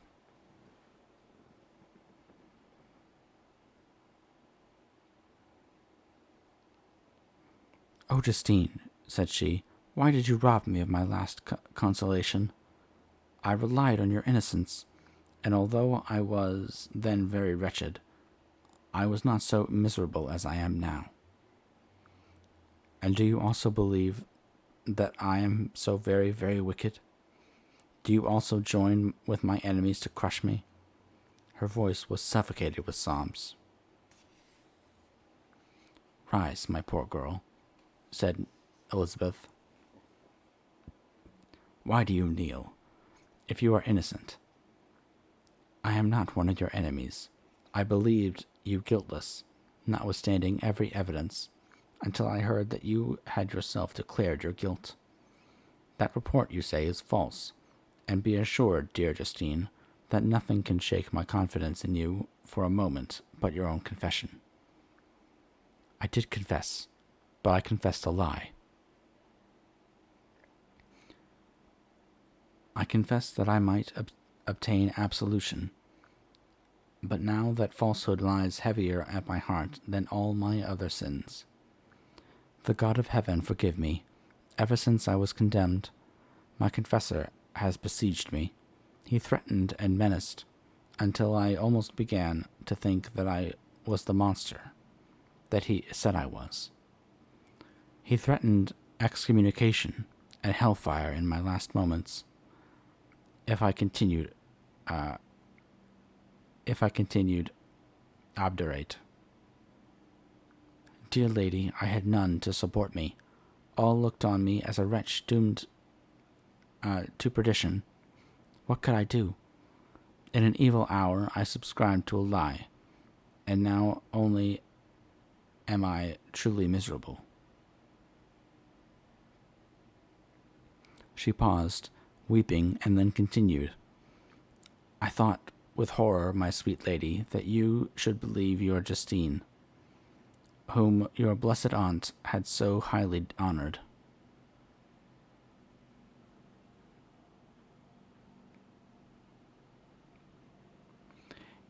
Yeah, uh, Justine is clearly taking the fall for Victor, and Victor does practically nothing. So yeah, he's I think definitely that this is definitely one of the nails in the coffin for Victor in my mind. Uh, even if the story of the creature, um, even if the story of the creature seems like really crazy, it like tells somebody, right? Um, you really need to tell somebody, um, rather than let this innocent woman be put to death for the crimes that she didn't commit. Like, wow, what a jerk! What a monster!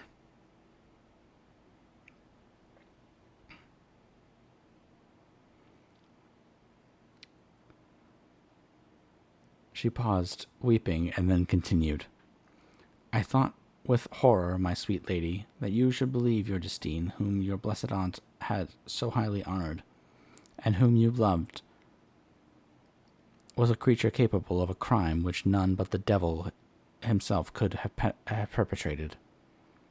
Dear William, dearest blessed child, I soon shall see you again in heaven, where we shall all be happy, and that consoles me, going as I am to suffer uh, ignominy and death. And like, that's not to say that the creature isn't terrible, right? Like, even if um, even if Victor definitely should have stuck around and done like the whole teaching of morals, despite the fact that his creature, the creature that he created, was ugly. Um, Victor definitely bears that like he bears that kind of responsibility that he should have stuck around and taught his child morals. But that also doesn't mean that the creature isn't uh, doesn't bear some responsibility too. Like obviously he does commit terrible acts of murder, but it is also true that Victor is definitely a monster. Um, they both they're both really monsters. That's the truth of it for me at least.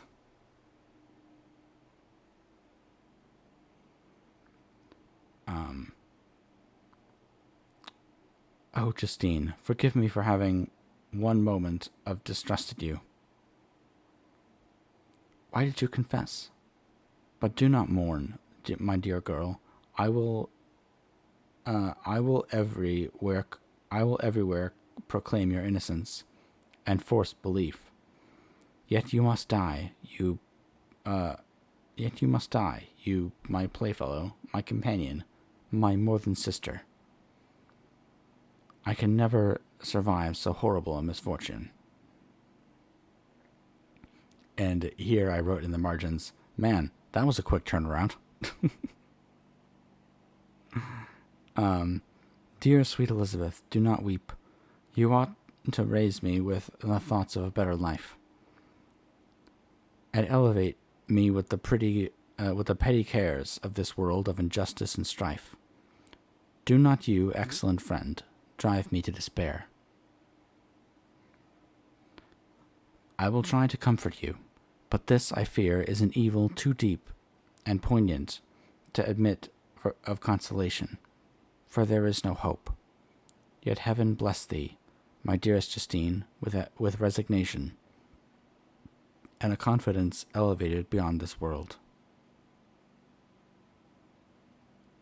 Yeah, I mean, this book definitely gives me fond memories of college, of my literature courses. I'm glad that you're enjoying the reading, Matsu.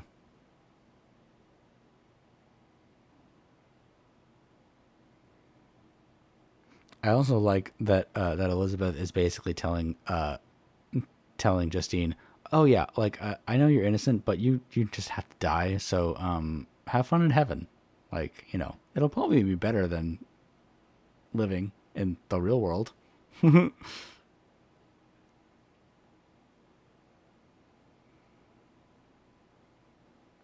It's like someone's gonna die for this. Poor Justine. Um. Oh, how I hate its shoes and mockeries. When one creature is murdered, another is immediately deprived of life in a slow, torturing manner. Then the executioners, uh, their hands yet reeking with the blood of innocence, believe that they have done a great deed. They call this retribution. Hateful name.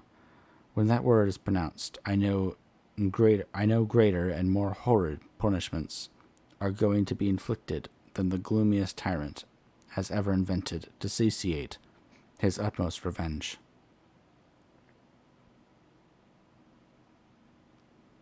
Oh, nice. That's really cool. A stage production of Frankenstein. That's really cool.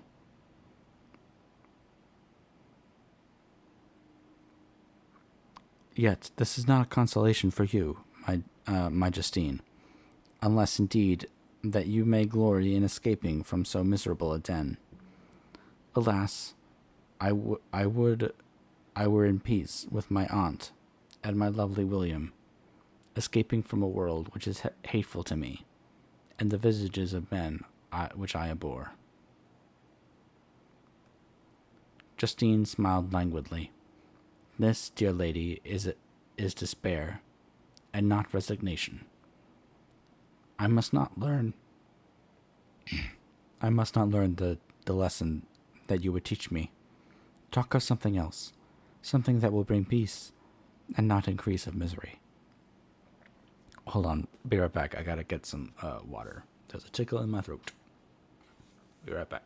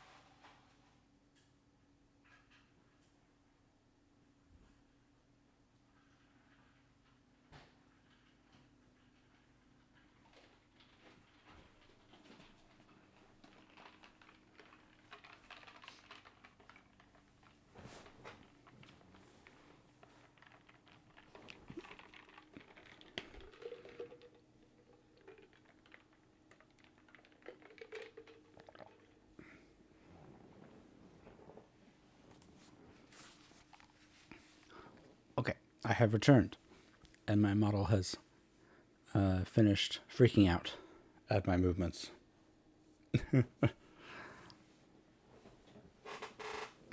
Okay.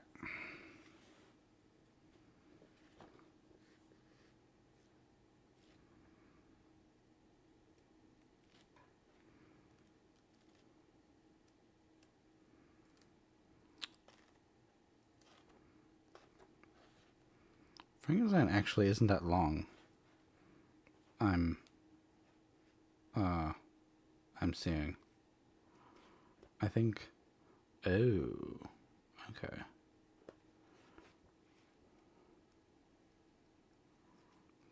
Most of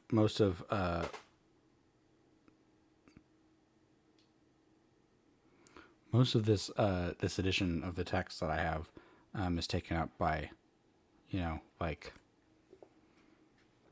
commentary on Frankenstein. So it's not actually that long, which is interesting. Okay.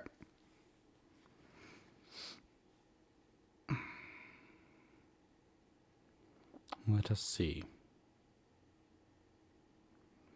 During this conversation, I had retired to a corner of the prison room, where I could conceal the horrid anguish that possessed me.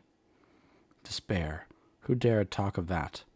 The poor victim who on the morrow was to pass the dreary boundary between life and death, felt not as I did. Such a deep, bitter agony. I gnashed my teeth and ground them together, uttering a groan that came from my inmost soul. Justine started, and when she saw who it was, she approached me and said, "Dear sir, you are very kind to visit me. You, I hope, do not believe that I am guilty." I could not answer. "No, Justine," said Elizabeth. "He is more convinced of your innocence than I was, for even when he heard that you had confessed, he did not credit it."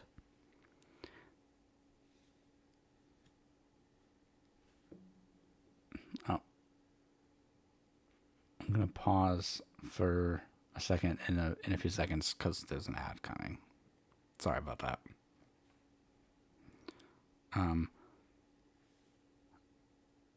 I will. I just had a thought when I was going to get some water, and I want to talk about it on the other end of this ad. So I will take some water, and I will talk about the thought that I had on the other side.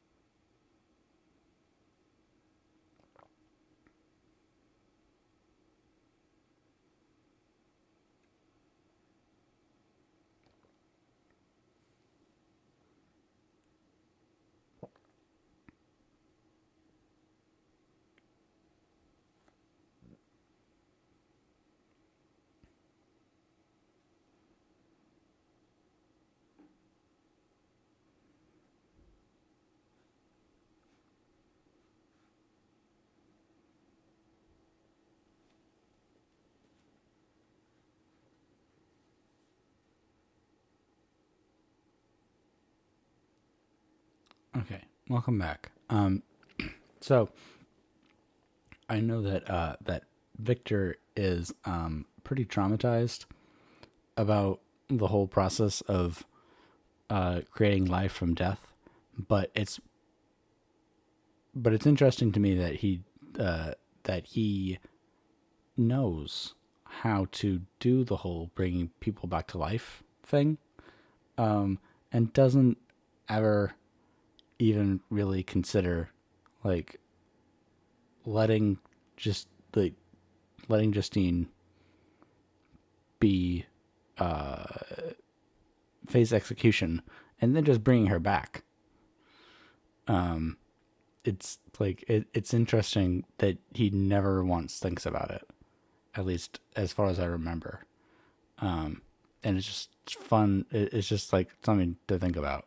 Obviously, he's very like he's very anxious about the whole process of creating life from death, and he's traumatized by what he did to create the creature, but he also does know how to do it. So he doesn't. He never like says to Justine, "Hey, I could bring it back if you really wanted, and we could just set you up somewhere nice, very far away from Geneva, and set you up for life." Like it's just funny to me that he doesn't ever think about it. So, yeah, that's just my random thought about this scene. Just an extra thing that Victor could do but doesn't, and doesn't even mention it as a possibility to Justine.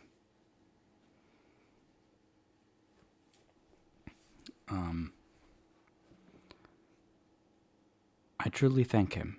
In these last moments, I feel the sincerest gratitude towards those who think of me with kindness. How sweet is the affection of others to such a wretch as I am. It removes more than half my misfortune, and I feel as if I could die in peace, now that my innocence is acknowledged by you, dear lady, and your cousin. Thus the poor sufferer tried to comfort others and herself. She indeed gained the resignation she desired, but I, the true murderer, felt the never-dying worm alive in my bosom, which allowed of no hope or consolation. Elizabeth also wept, and was unhappy, but hers was also the misery of innocence, which, like a cloud that passes over the fair moon, for a while hides, but cannot tarnish its brightness. Anguish and despair had penetrated into the core of my heart. I bore a hell within me, which nothing could extinguish. We stayed several hours with Justine, and it was with great difficulty that Elizabeth could tear herself away. I wish, cried she, that I were to die with you. I cannot live in this world of misery. Justine assumed an air of cheerfulness, while she with difficulty repressed her bitter tears. She embraced Elizabeth, and said in a voice of half-suppressed emotion, "Farewell, sweet lady, dearest Elizabeth, my beloved, and my only friend. May heaven in its bounty bless and preserve you. May this be the last misfortune that you will ever suffer. Live and be happy, and make others so." As we returned, Elizabeth said, "You know not, my dear Victor, how much I am relieved, now that I trust in the innocence of this unfortunate girl. I never could again have known peace if I had been deceived in my reliance on her. For the moment that I did believe her guilty, I felt an anguish I could not have long sustained. Now my heart is lightened. The innocent suffers, but she whom I thought amiable and good has not betrayed the trust I reposed in her, and I am consoled. Amiable cousin, such were your thoughts, mild and gentle as your own dear eyes and voice. But I was a wretch, and none ever conceived of the misery that I then endured." End of Volume 1. I think we're gonna stop reading there, but because that's a pretty good place to stop. We have about I think we have exactly 100 pages left.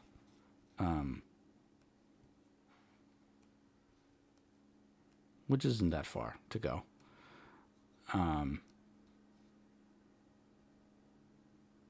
Yeah, 100 pages left. But I think that I'm going to switch over, and maybe play some cat game because I think I deserve to pretend that I am a cat for some time because I haven't played Stray in a long time, and I want to. So I'm gonna go get my controller and change the description on my stream, and then we'll play some cat game. I'll be right back.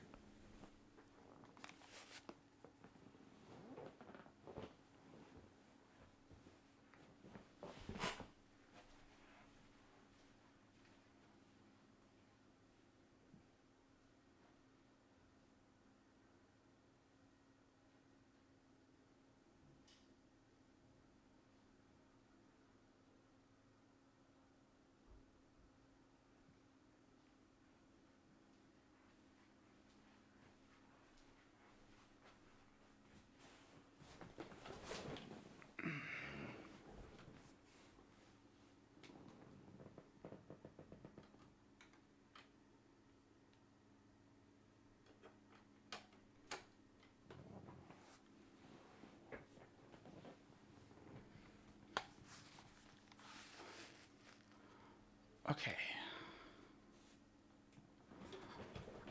I have returned, and I am going to boot up the game. So let's change to gaming.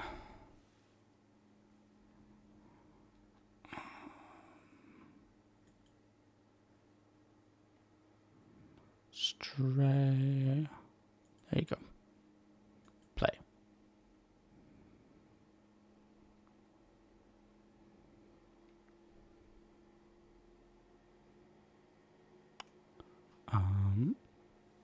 Can I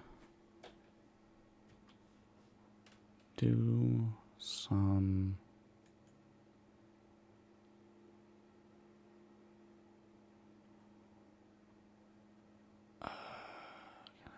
edit? Yes, I can. Okay. Cool. Stray. Stray. Yes, the cat game.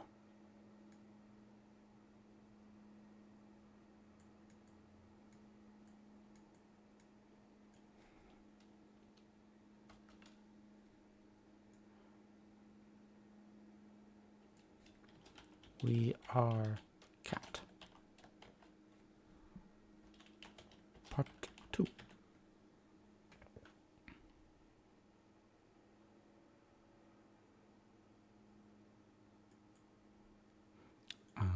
Let's first playthrough.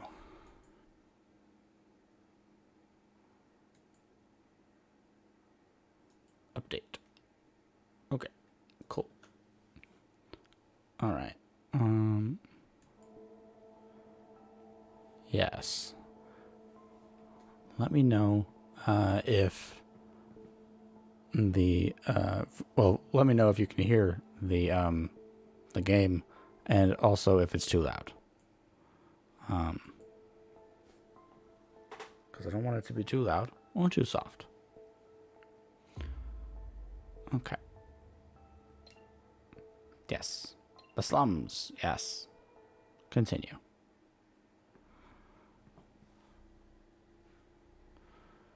Let us be cats.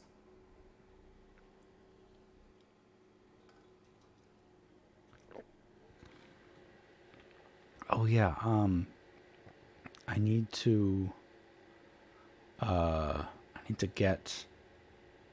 figure out where the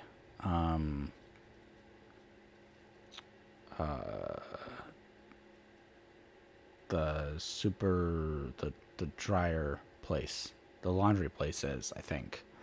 Because I need to figure out how to get some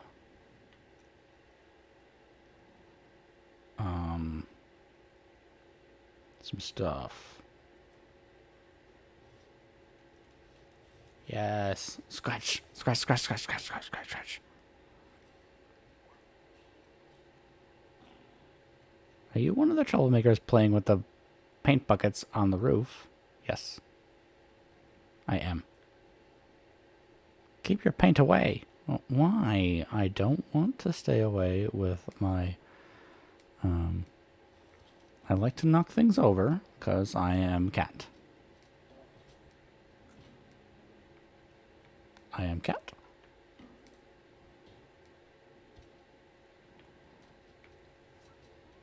I don't know where...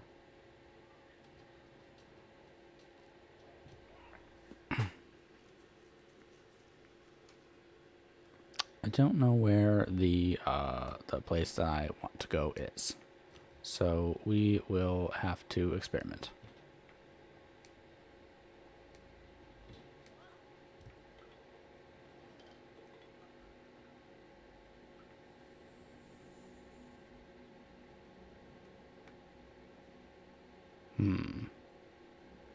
It'd be really helpful if I had some signs.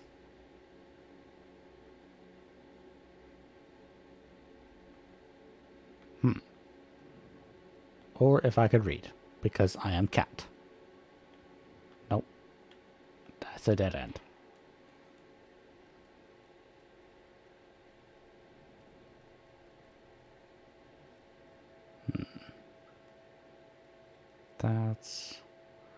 That's Grandma's place.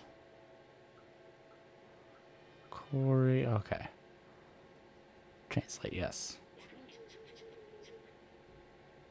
Super Spirit Laundry. Okay, so it's that way. Yes. We must go. We must go be cat. How do I get inside?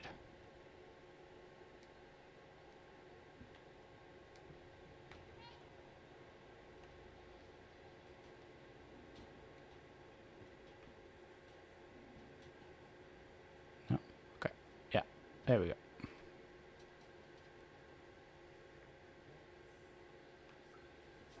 There must be a hole that I can...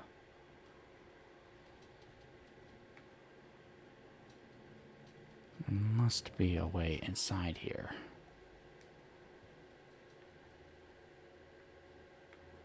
Right?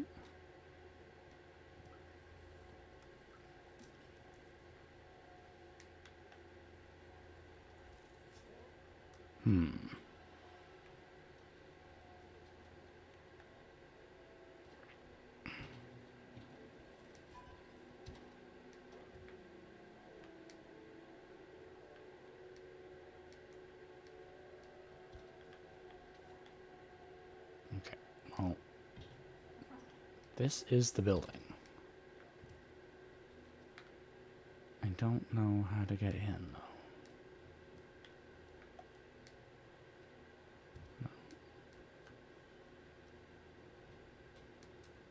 Because I need to get, like, laundry detergent or something.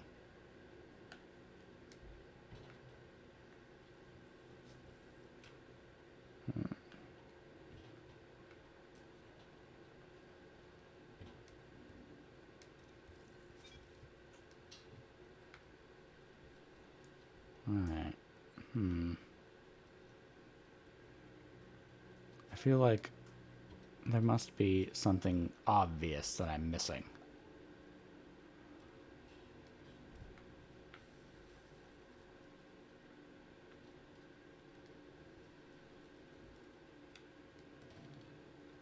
Yes. Chaos. Knock things over. Chaos. Haha. Knock things. Knock things off the roof. Yes. I am cat.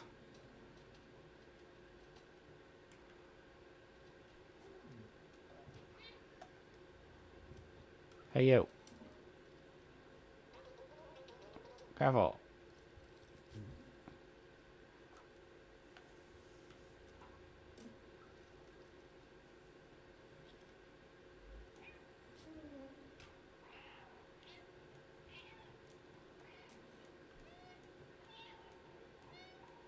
Aha! I annoyed them so much that they messed up. Aha!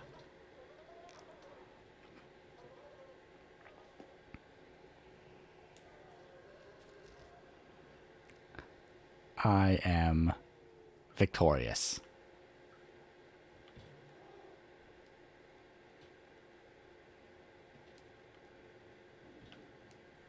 No? Okay. There we go.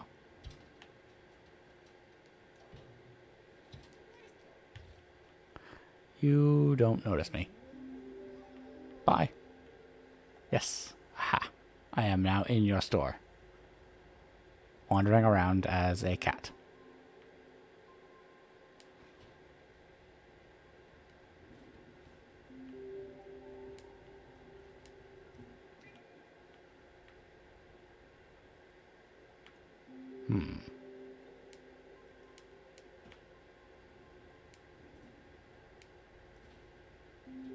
Ah.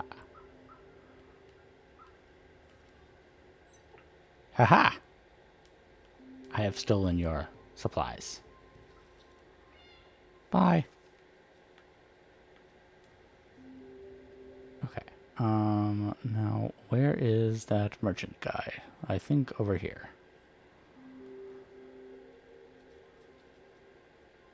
No, that's not the merchant guy. That's the music guy.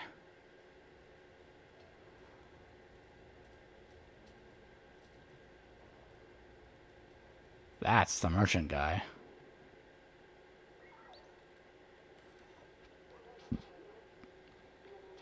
This is an ancient relic, a testament to the talent of our ancestors.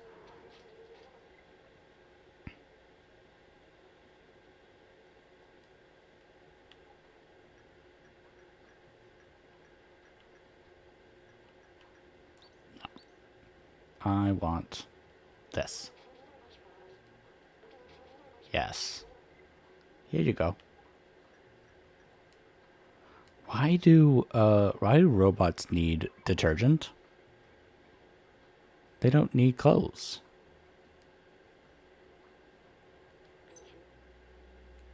Yay!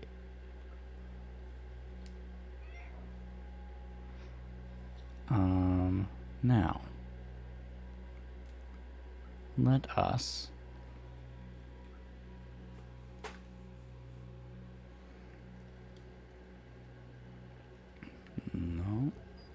no. Okay.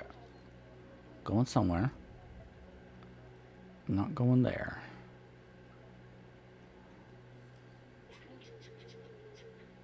Okay. Let's go. Yes.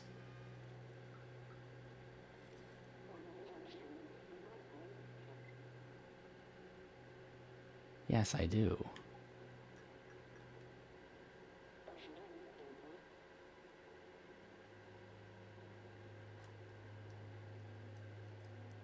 Thank you, Grandma.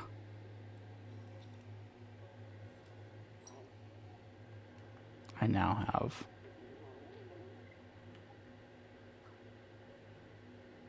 Aw, yes. I'm so handsome. That's me, the kitty. Yes.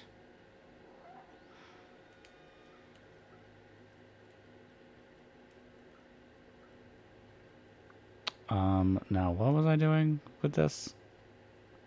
I had to bring it to the guy, right? I had to get up on the roofs. Oop, nope.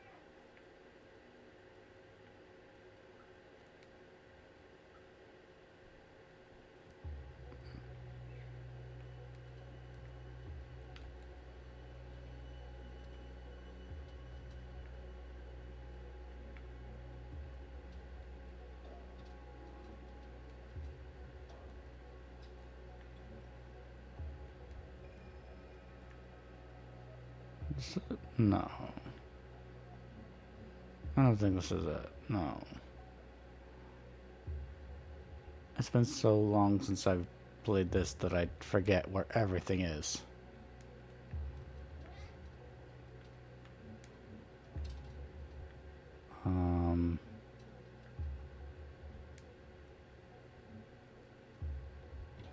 Uh-oh. This is gonna be difficult.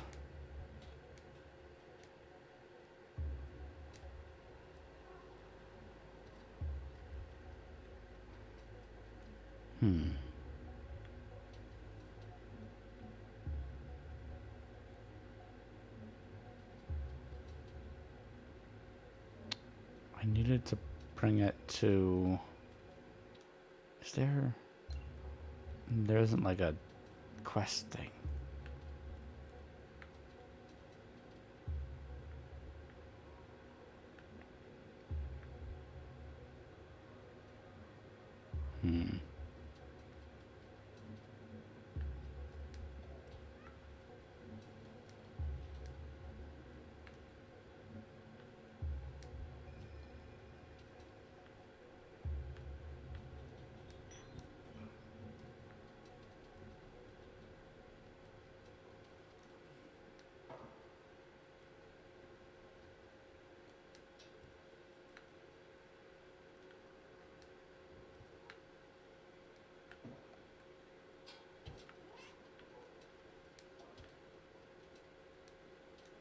Oh no.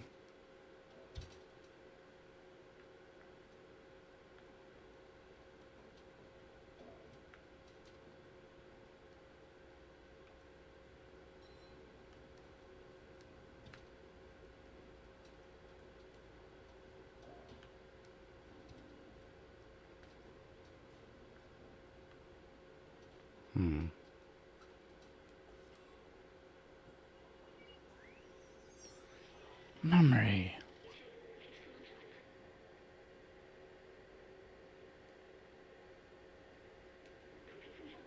Also, yes, I remember. Midtown is up there. Away from the garbage and sickness of the slums. Even in dire times, humans could not help but divide themselves by social classes. I feel like...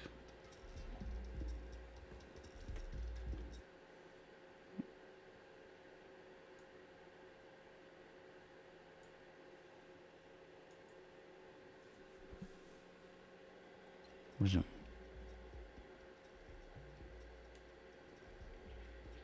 Back then, a lot of people from the slums were prepared to do anything to move up there. Apparently, robots copied this behavior. Only 37%.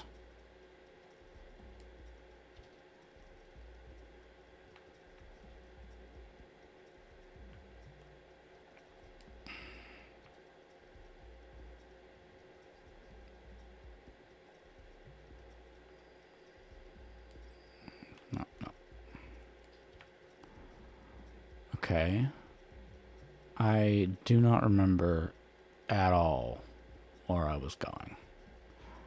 That is a problem.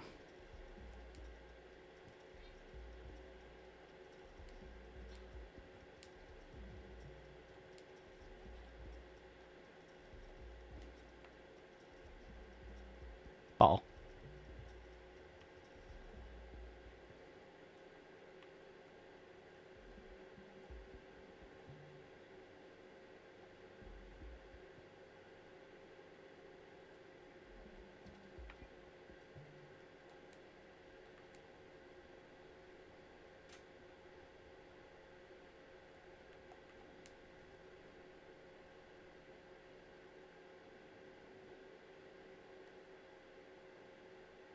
No, that's not where I wanted to go.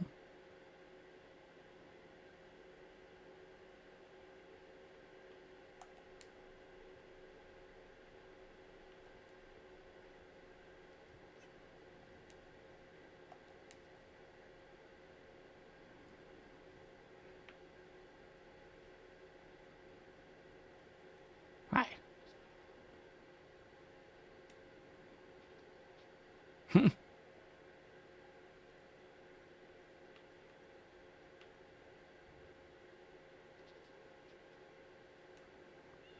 Not to you.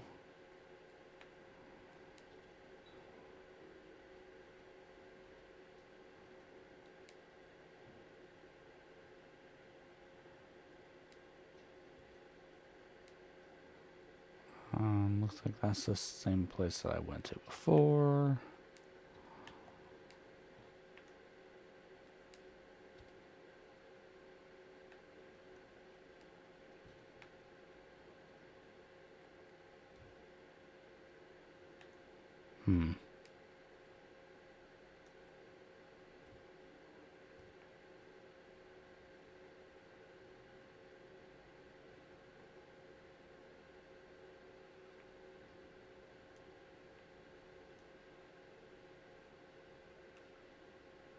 Hi.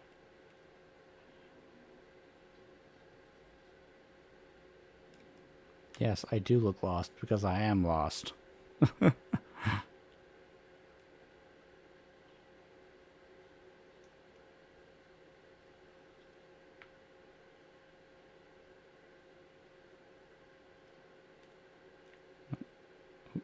Wait, what was that?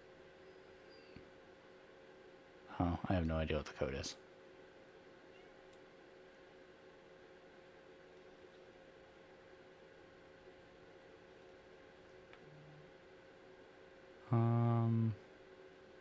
Hmm.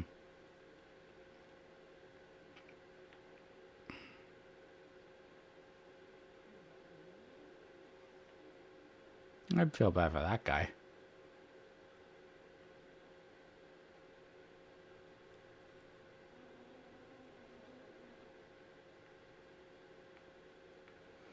I remember there was a guy that I had to go upstairs to meet, and that was the guy that I needed to bring the blanket to. But I do not remember at all where that guy's house is.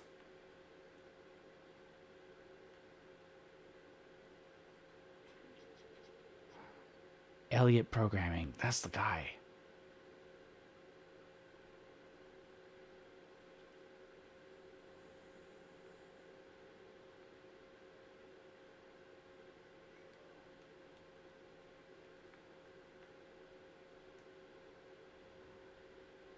No.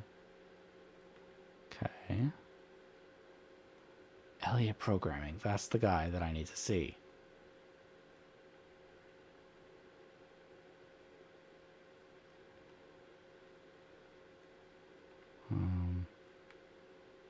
Do I have...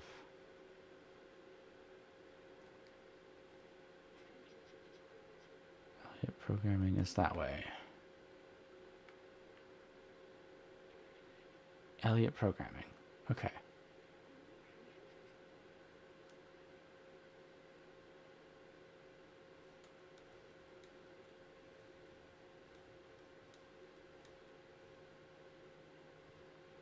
Yes, thank you. I am Cat. Now we're in business. Oh, thank you for the follow, Real Apex Lemon. Thank you very much. Welcome to the library.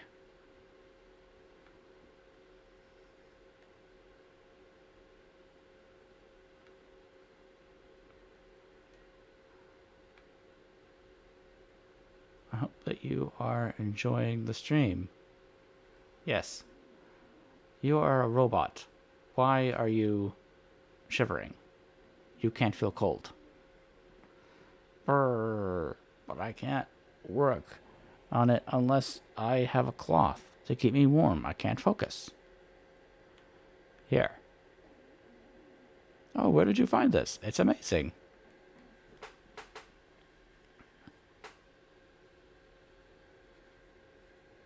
Let me try it on. Okay. Good for you. You are now warm.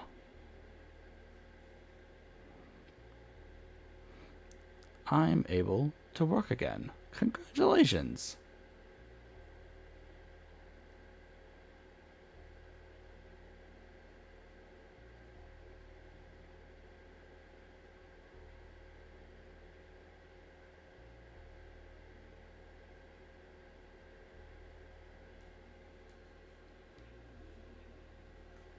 Yes, thank you. I would love for you to fix my tracker. Yay! Gained new item.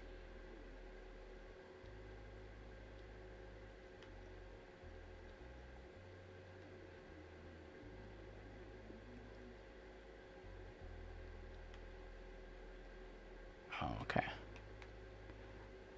Thank you, sir. I must scratch. Because I am cat. I must destroy.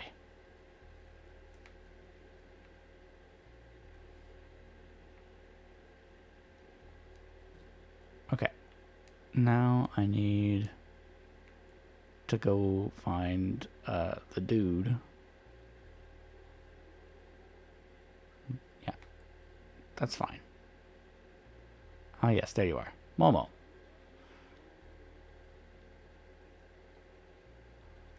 Oh, I need to go back to Seamus's. Okay.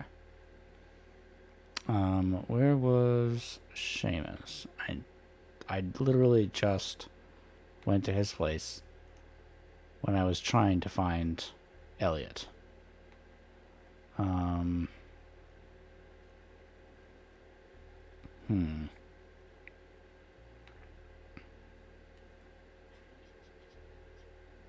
Okay. That doesn't help me.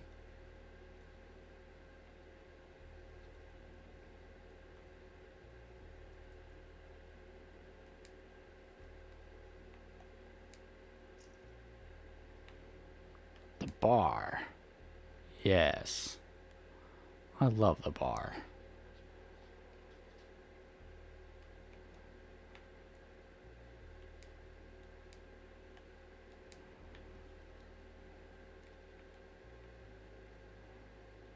Okay.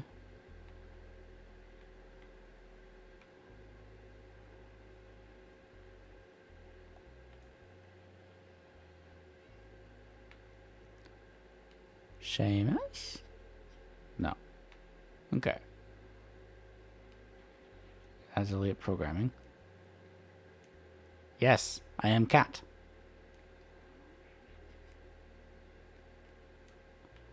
I am good cat. I meow.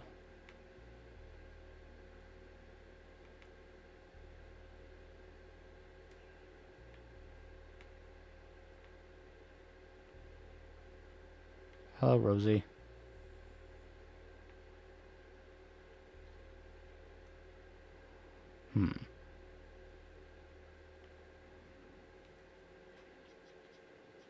No. Okay. Going in circles. Oh, wait. There you are.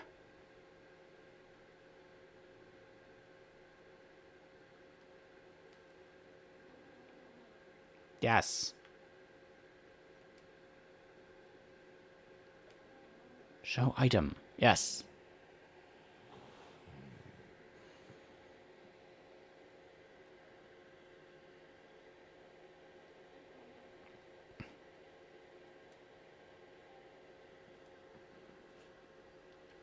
Yes.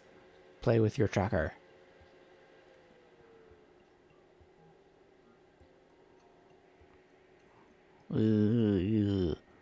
Static. Static feedback.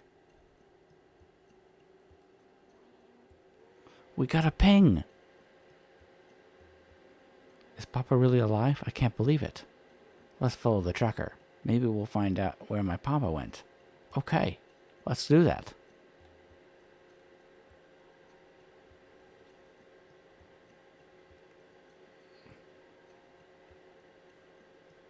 Because I'm a cat, I will walk under you all the time.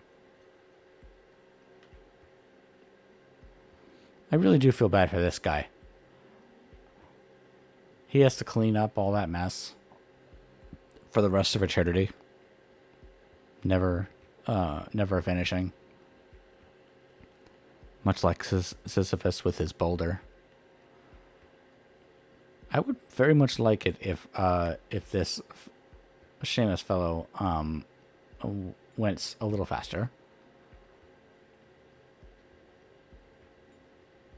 Oh no.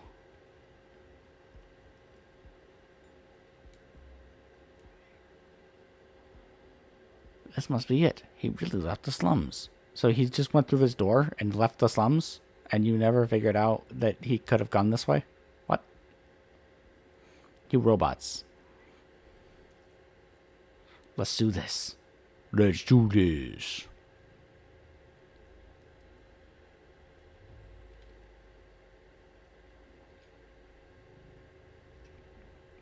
Wait, so anyone can just leave the slums?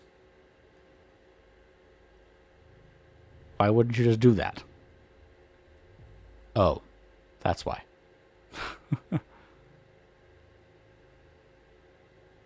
I forgot about these guys.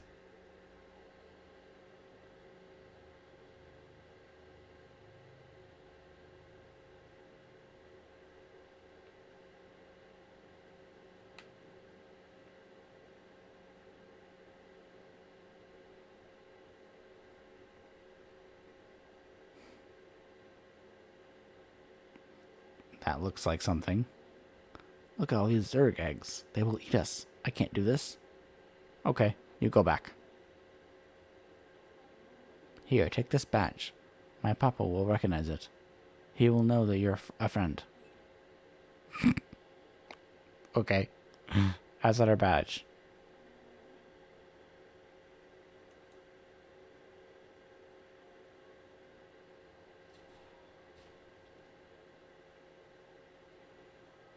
Oh no. Here come the Zerks.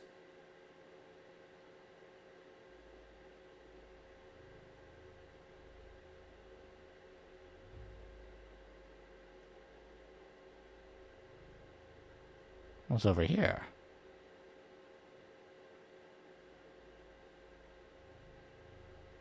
Remember. Let us remember things. Look how huge this wall is. It's not that big. I remember it was the symbol of division between those in the slums and in Midtown. That and the fact that they kept throwing their garbage down here. Nice. They sound like my neighbors. What a horrible thing to do. Maybe that's why they failed. No, 40% remembered. Nice.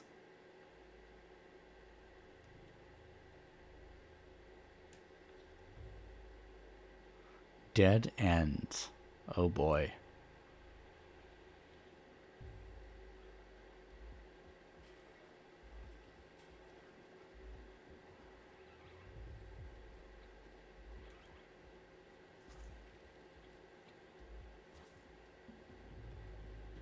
Whee! Oh no.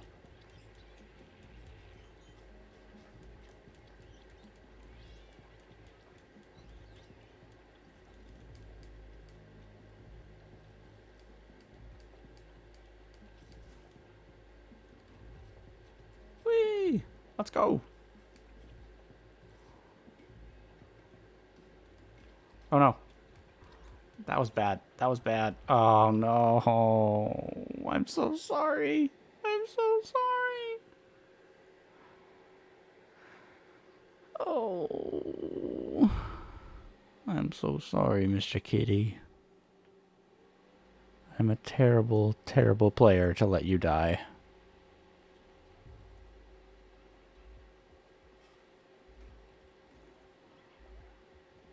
Oh no.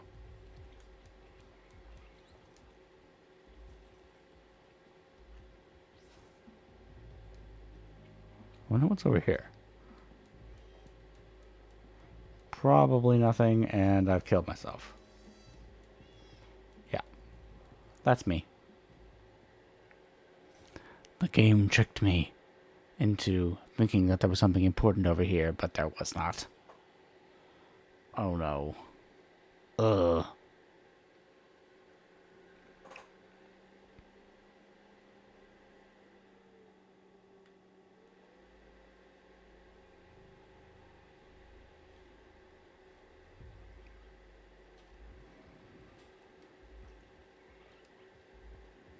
Whee!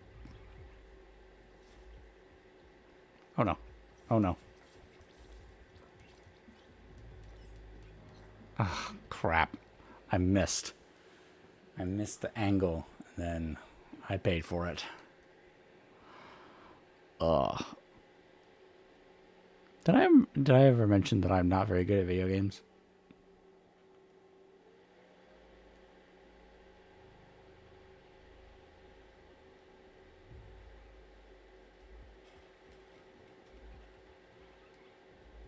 Whee! There we go.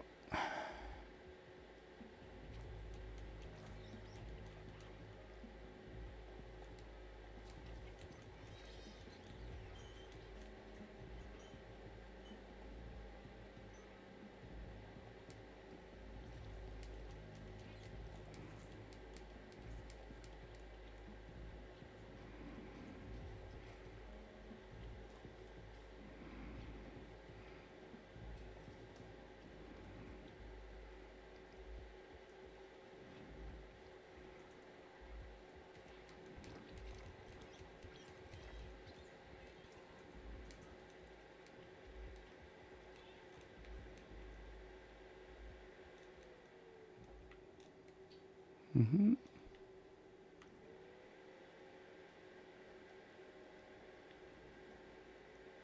Hmm.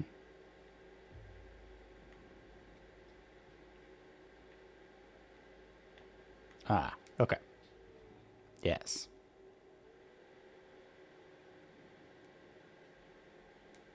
No. Can't. Why not?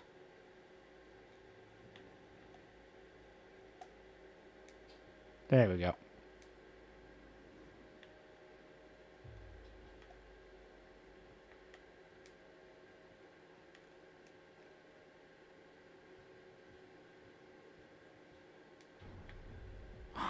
Whee!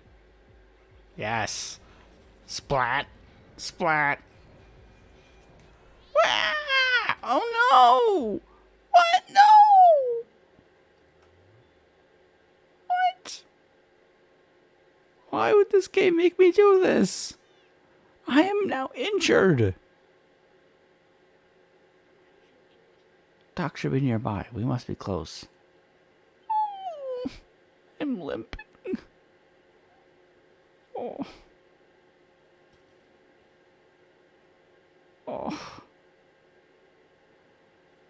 This game makes me hurt.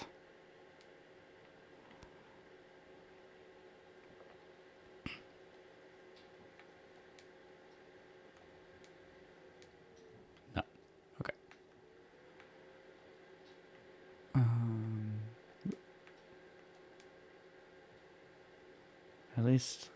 At least we don't appear to be injured too much. We can still walk around and run.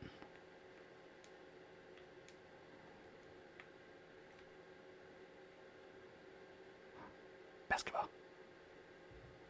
Play with the ball.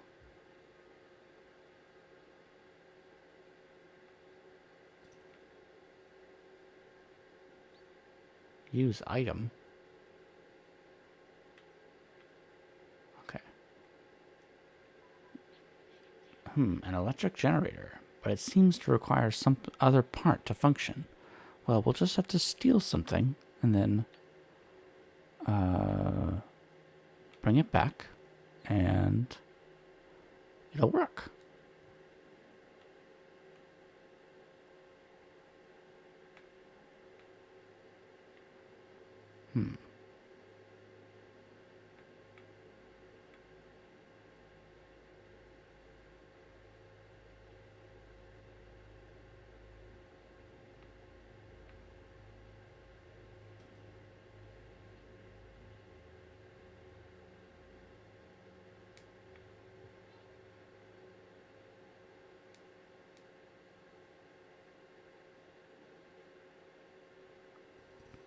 Knock stuff over, not stuck over, because I'm cat. Because I'm cat.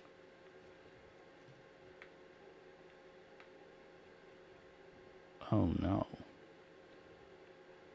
That's not good.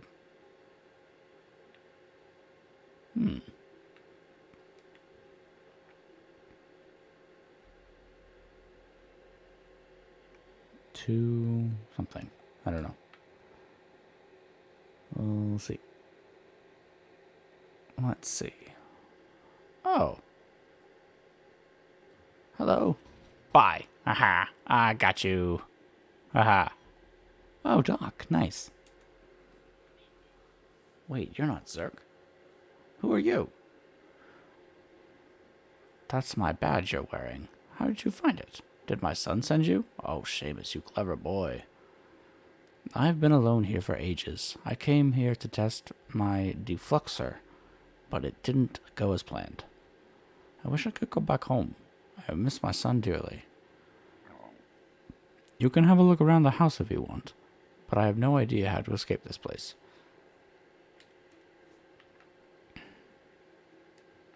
Get wrecked. Remember.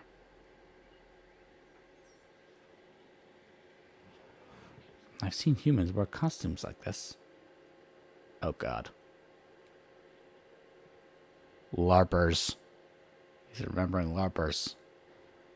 They were small and running around, making lots of noises. Okay, kids. Okay. They were pretending. These streets felt much more alive with them. Even with the difficulty they brought, the adults seemed to love them very much. Doc says he misses Seamus. Is that the same thing? He's a robot. I don't know.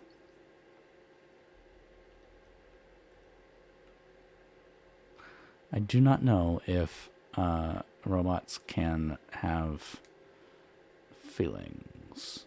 Ooh. That's my gun now. Be careful with that. At full charge, it can explode Zerks like confetti. Ooh. I need it. This baby needs 1.21 gigawatts. 1.21 gigawatts. And his name is Doc. Nice. Back to the Future reference. And this baby needs 1.21 gigawatts to work. And the only thing around here with that kind of juice is the generator outside the house. The problem is that it just won't start. I think a fuse blew. And with all the Zergs around, it's too dangerous for me to go outside and fix it. I'm not fast enough, but you just might be. If you can reach the generator and replace the fuse, I should be able to get the defluxer recharged. And it's called the defluxer, the flux capacitor. It's a nice reference. I like it. Come on, follow me. I'll show you what to do. Okay. The most unbelievable thing in this game is that a cat is following people when it's told to.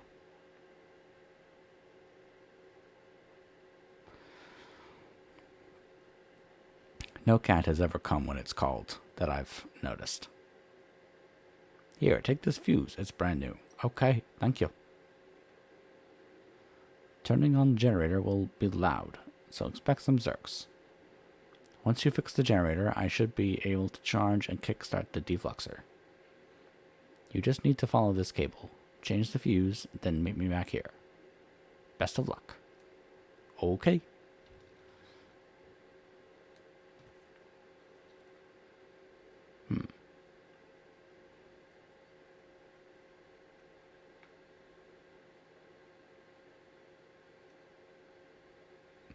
Was it this way?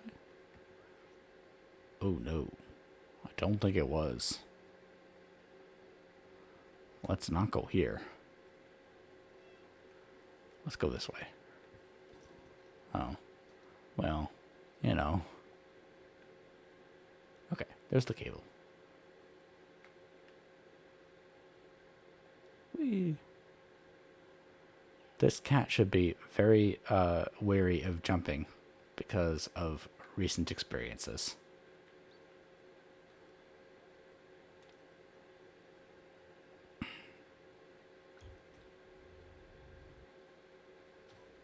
Aha! It works.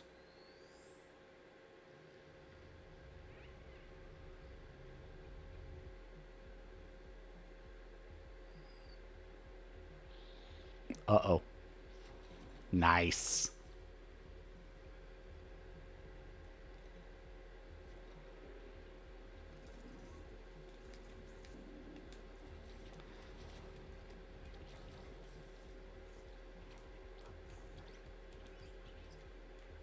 Oh, no.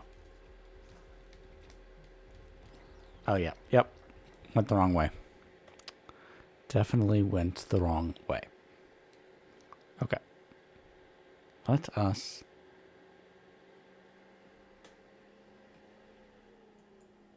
I wonder... You guys...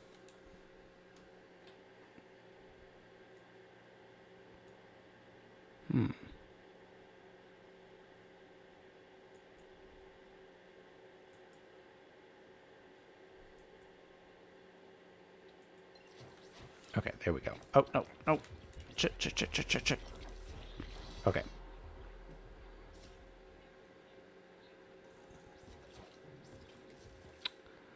I was fixing the audio, so... You know.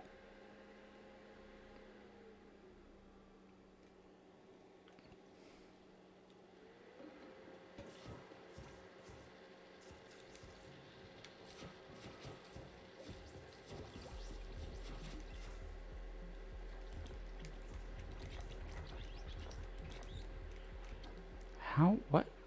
I guess I'm supposed to be patient and wait. I'm not patient. I am a fae. I'm a fae librarian. I am not patient.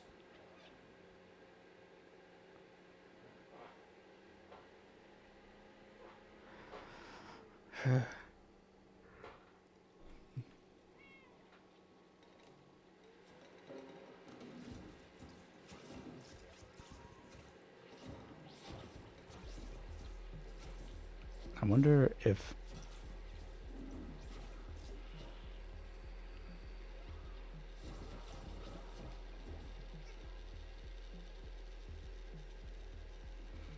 Yeah, I mean, being impatient is very fae. Oh no. Ah. Now you... Now you shoot your laser beams at those Zergs.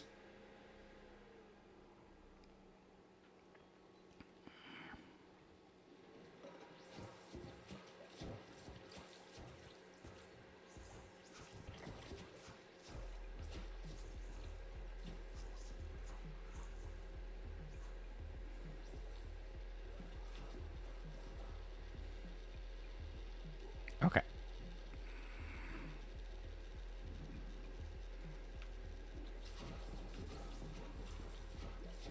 Get wrecked.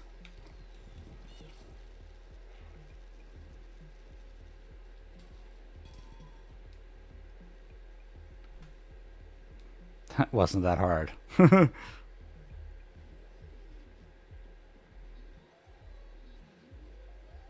Easy, first time.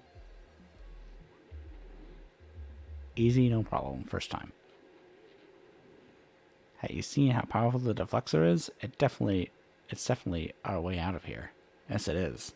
It's definitely the way out of here. Wait a minute. I might be able to mount... Oh, yes. Do it. Mount it on my drone. Mount it on B12.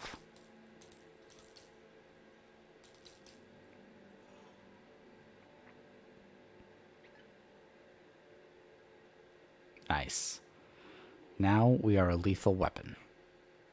And we can finally get some revenge on those Zergs. Zergs. It's not meant to run off such a small power source. If you use it too much, it could malfunction. Alright? Just remember it's dangerous. Now, let's go back to the village.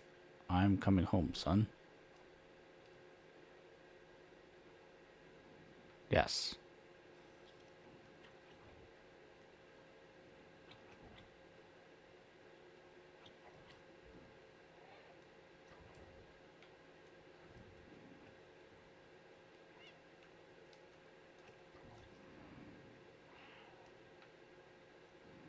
I was trying to to use the flux capacitor on that thing.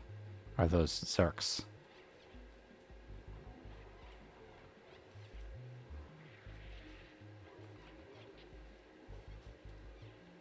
Alright, let's do it. LB. Aha. Die. Heh.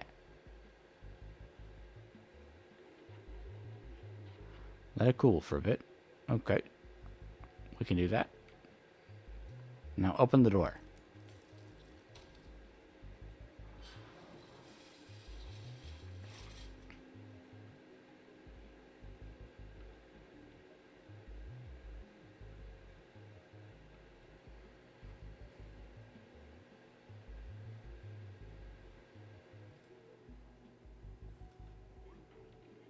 The switch doesn't work. Oh no. It looks like we need to do some sleuthing.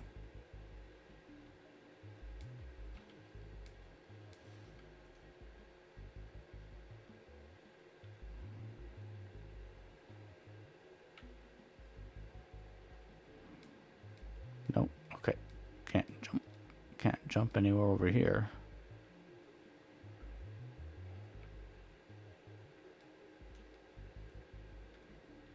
Okay.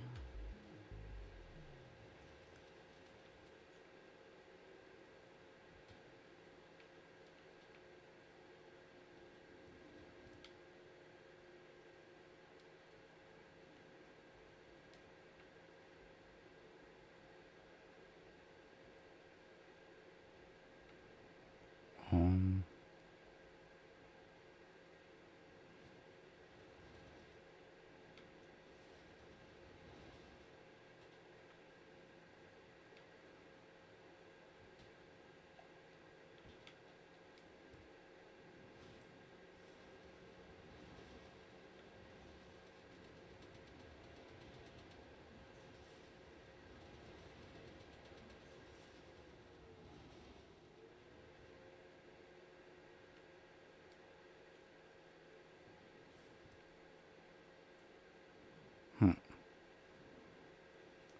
Ah, yes.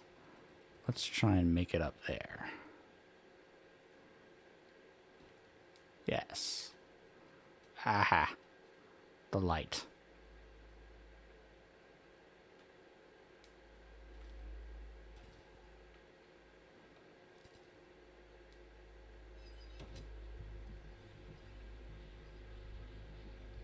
That sounded like a toilet.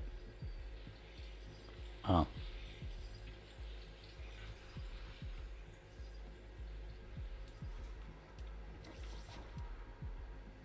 Ha.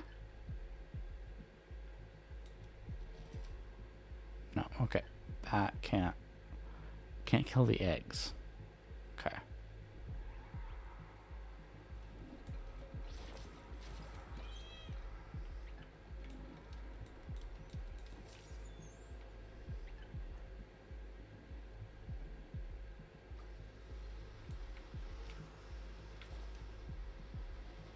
Oh no.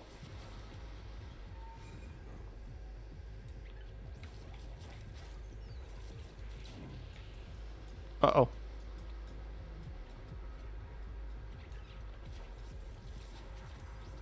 Ah.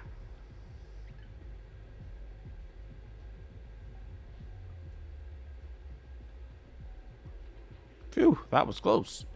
Let's go back home. Okay.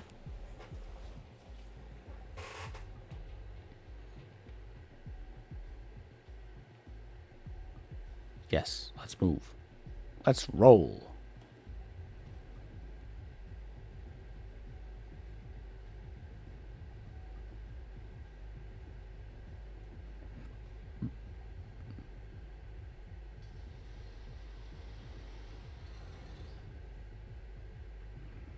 This makes me nervous. I think that my best course of action is to go on ahead.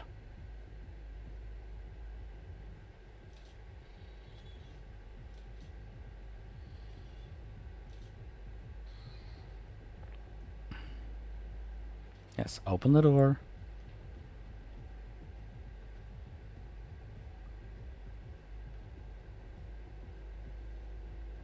Uh-oh. Aha!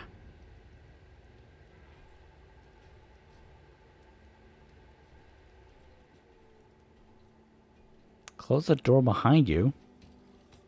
Oh, that's cute. That's so cute. That's very cute.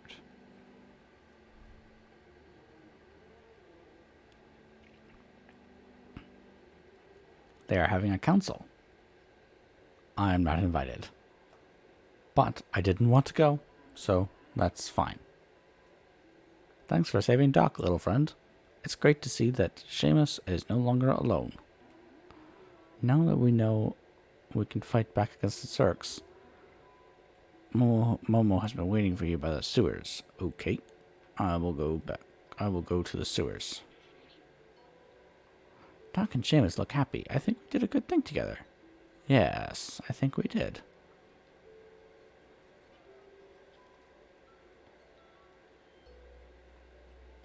Hi. Momo is waiting for you on his boat. Okay. Why does he have a boat?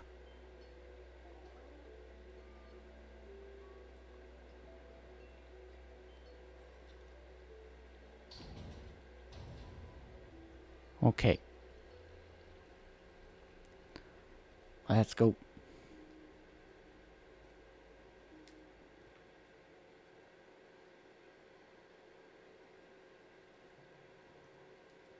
Oh, we have to go over here. And jump. Okay. Yes, we are cat.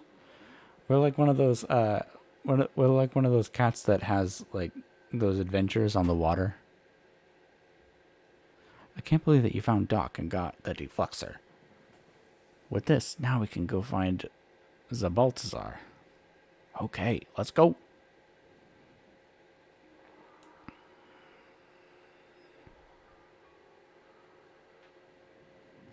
Let's go. We gaming, guys. We gaming. The sewers.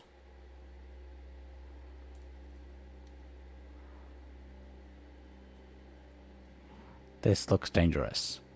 You go first. This place is creepy. Yeah. I feel ya.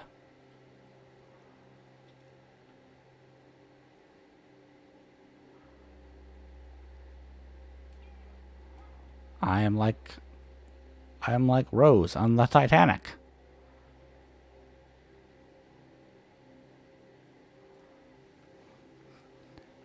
Just letting you know, if it comes down to me or you on this raft, on this piece of boat, I am leaving you. I am going to let you freeze in the cold water, just like Rose left Jack. Just so we're clear. Okay.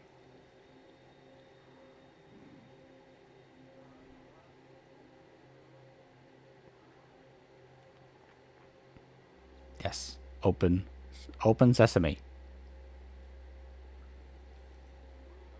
I don't see any way to open this gate. Can you look on the other side? Fine. I will do everything myself.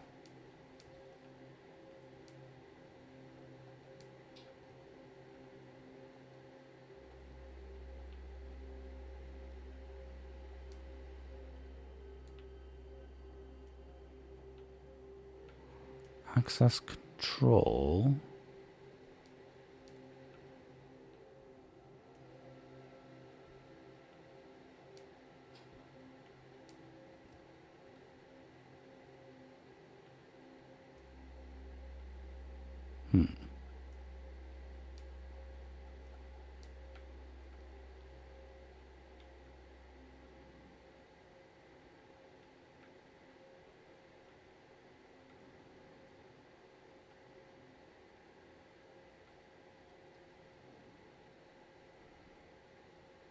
Ah, this.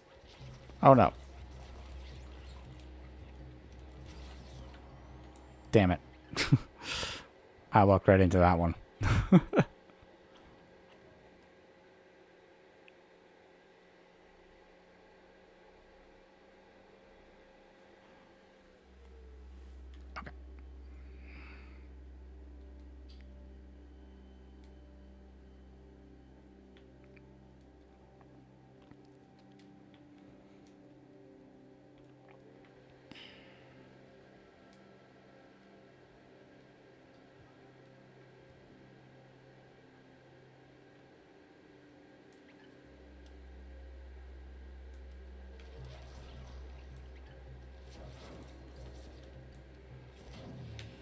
Oh no.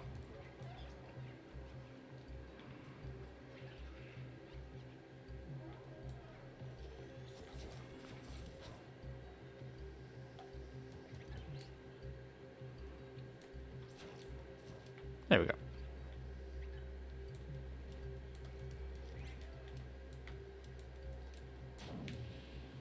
Shit.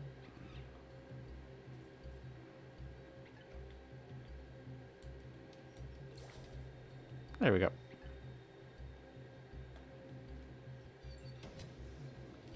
Open says me.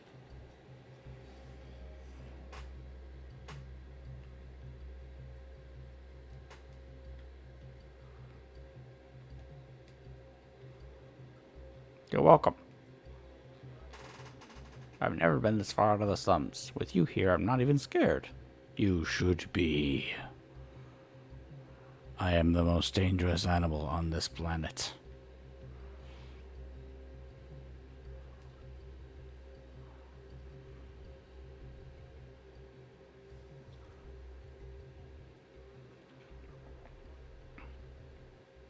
What? Oh, whatever.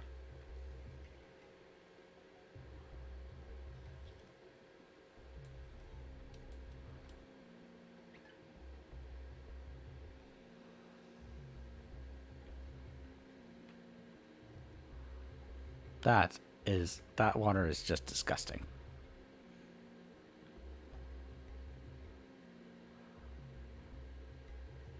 Just disgusting. I would never be so unclean as a cat.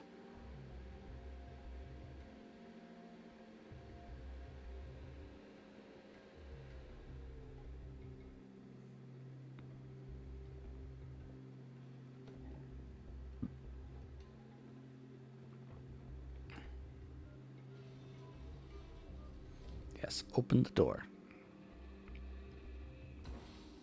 Uh-oh. Something happened. You blew a fuse again.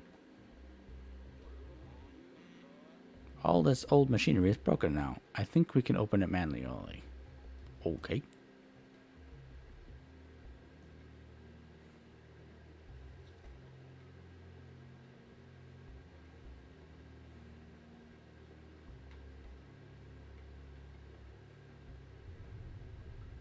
Wee. Whoa.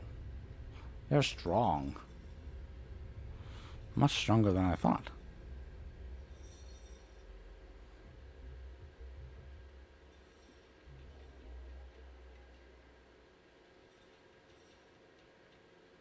Do you need me to do something?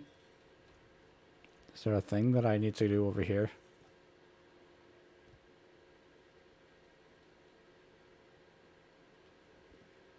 Oh. I can't go on, but you... Oof. I won't stop looking for a way. Okay. You find them and tell them I was brave. Okay. That sounds like you're dying, but, you know, I'll move on.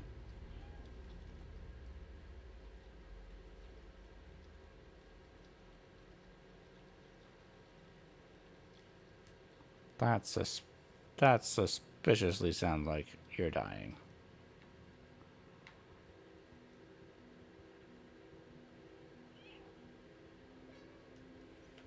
Ooh. Oh, look, it's a headless robot. That's nice.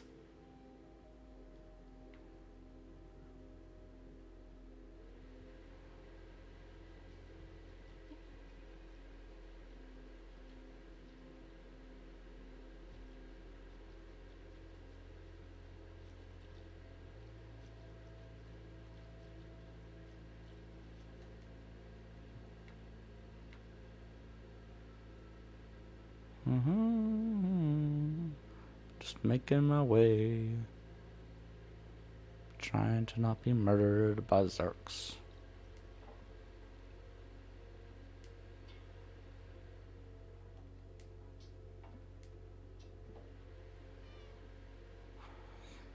I agree, Mr. Cat.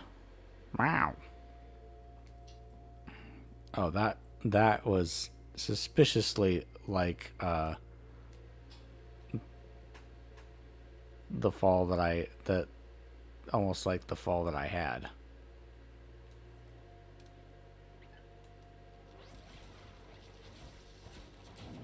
Oh no. I shouldn't have done that.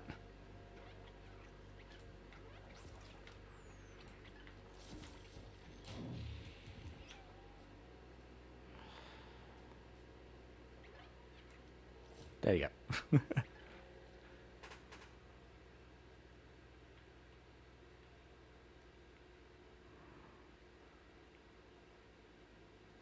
Oh no.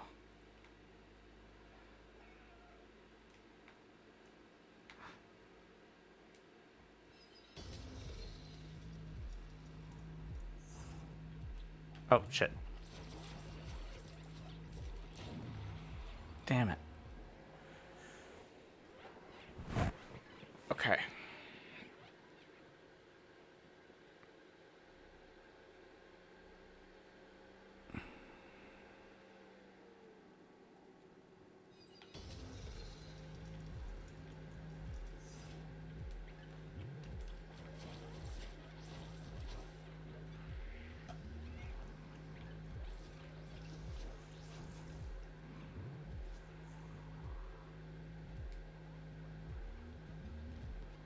Okay, let's go this way.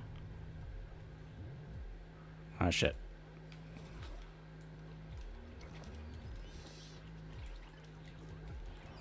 Damn.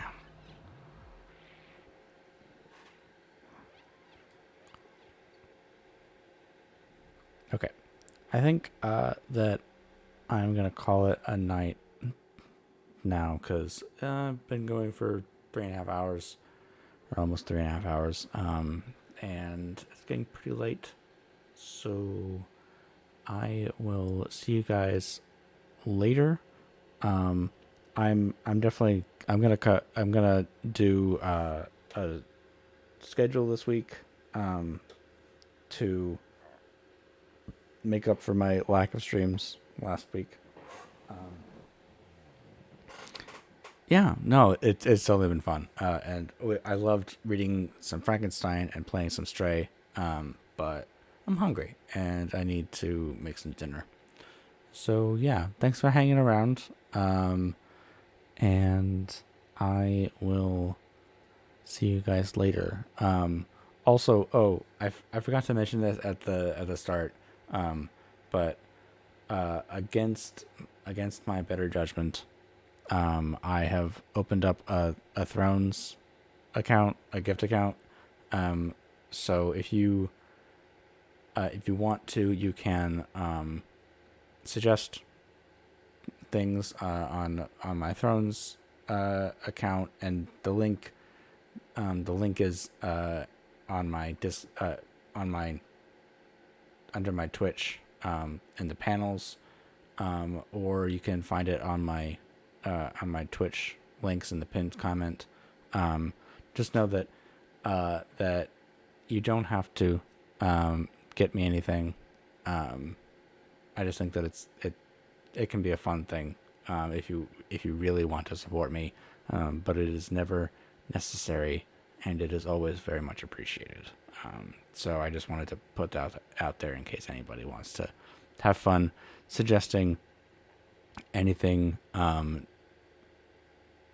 adding suggestions for gifts to the stream. And I think that's it. So I will say goodnight, and I will find someone for us to raid. After I quit the main menu. Yes.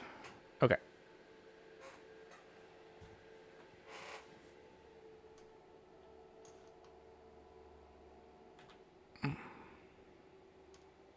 Yeah. Good night, Lexicat. Thanks for sticking around. Um, I think. Let's see if there's anybody.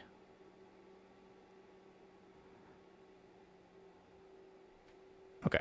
Let's raid Lady Random. She's playing some Legend of Zelda. That sounds like a fun time. So let's do that. Right after the ad ends that I'm in.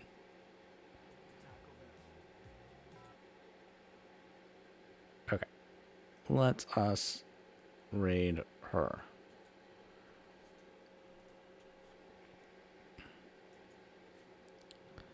Lady / raid. Lady. Oh.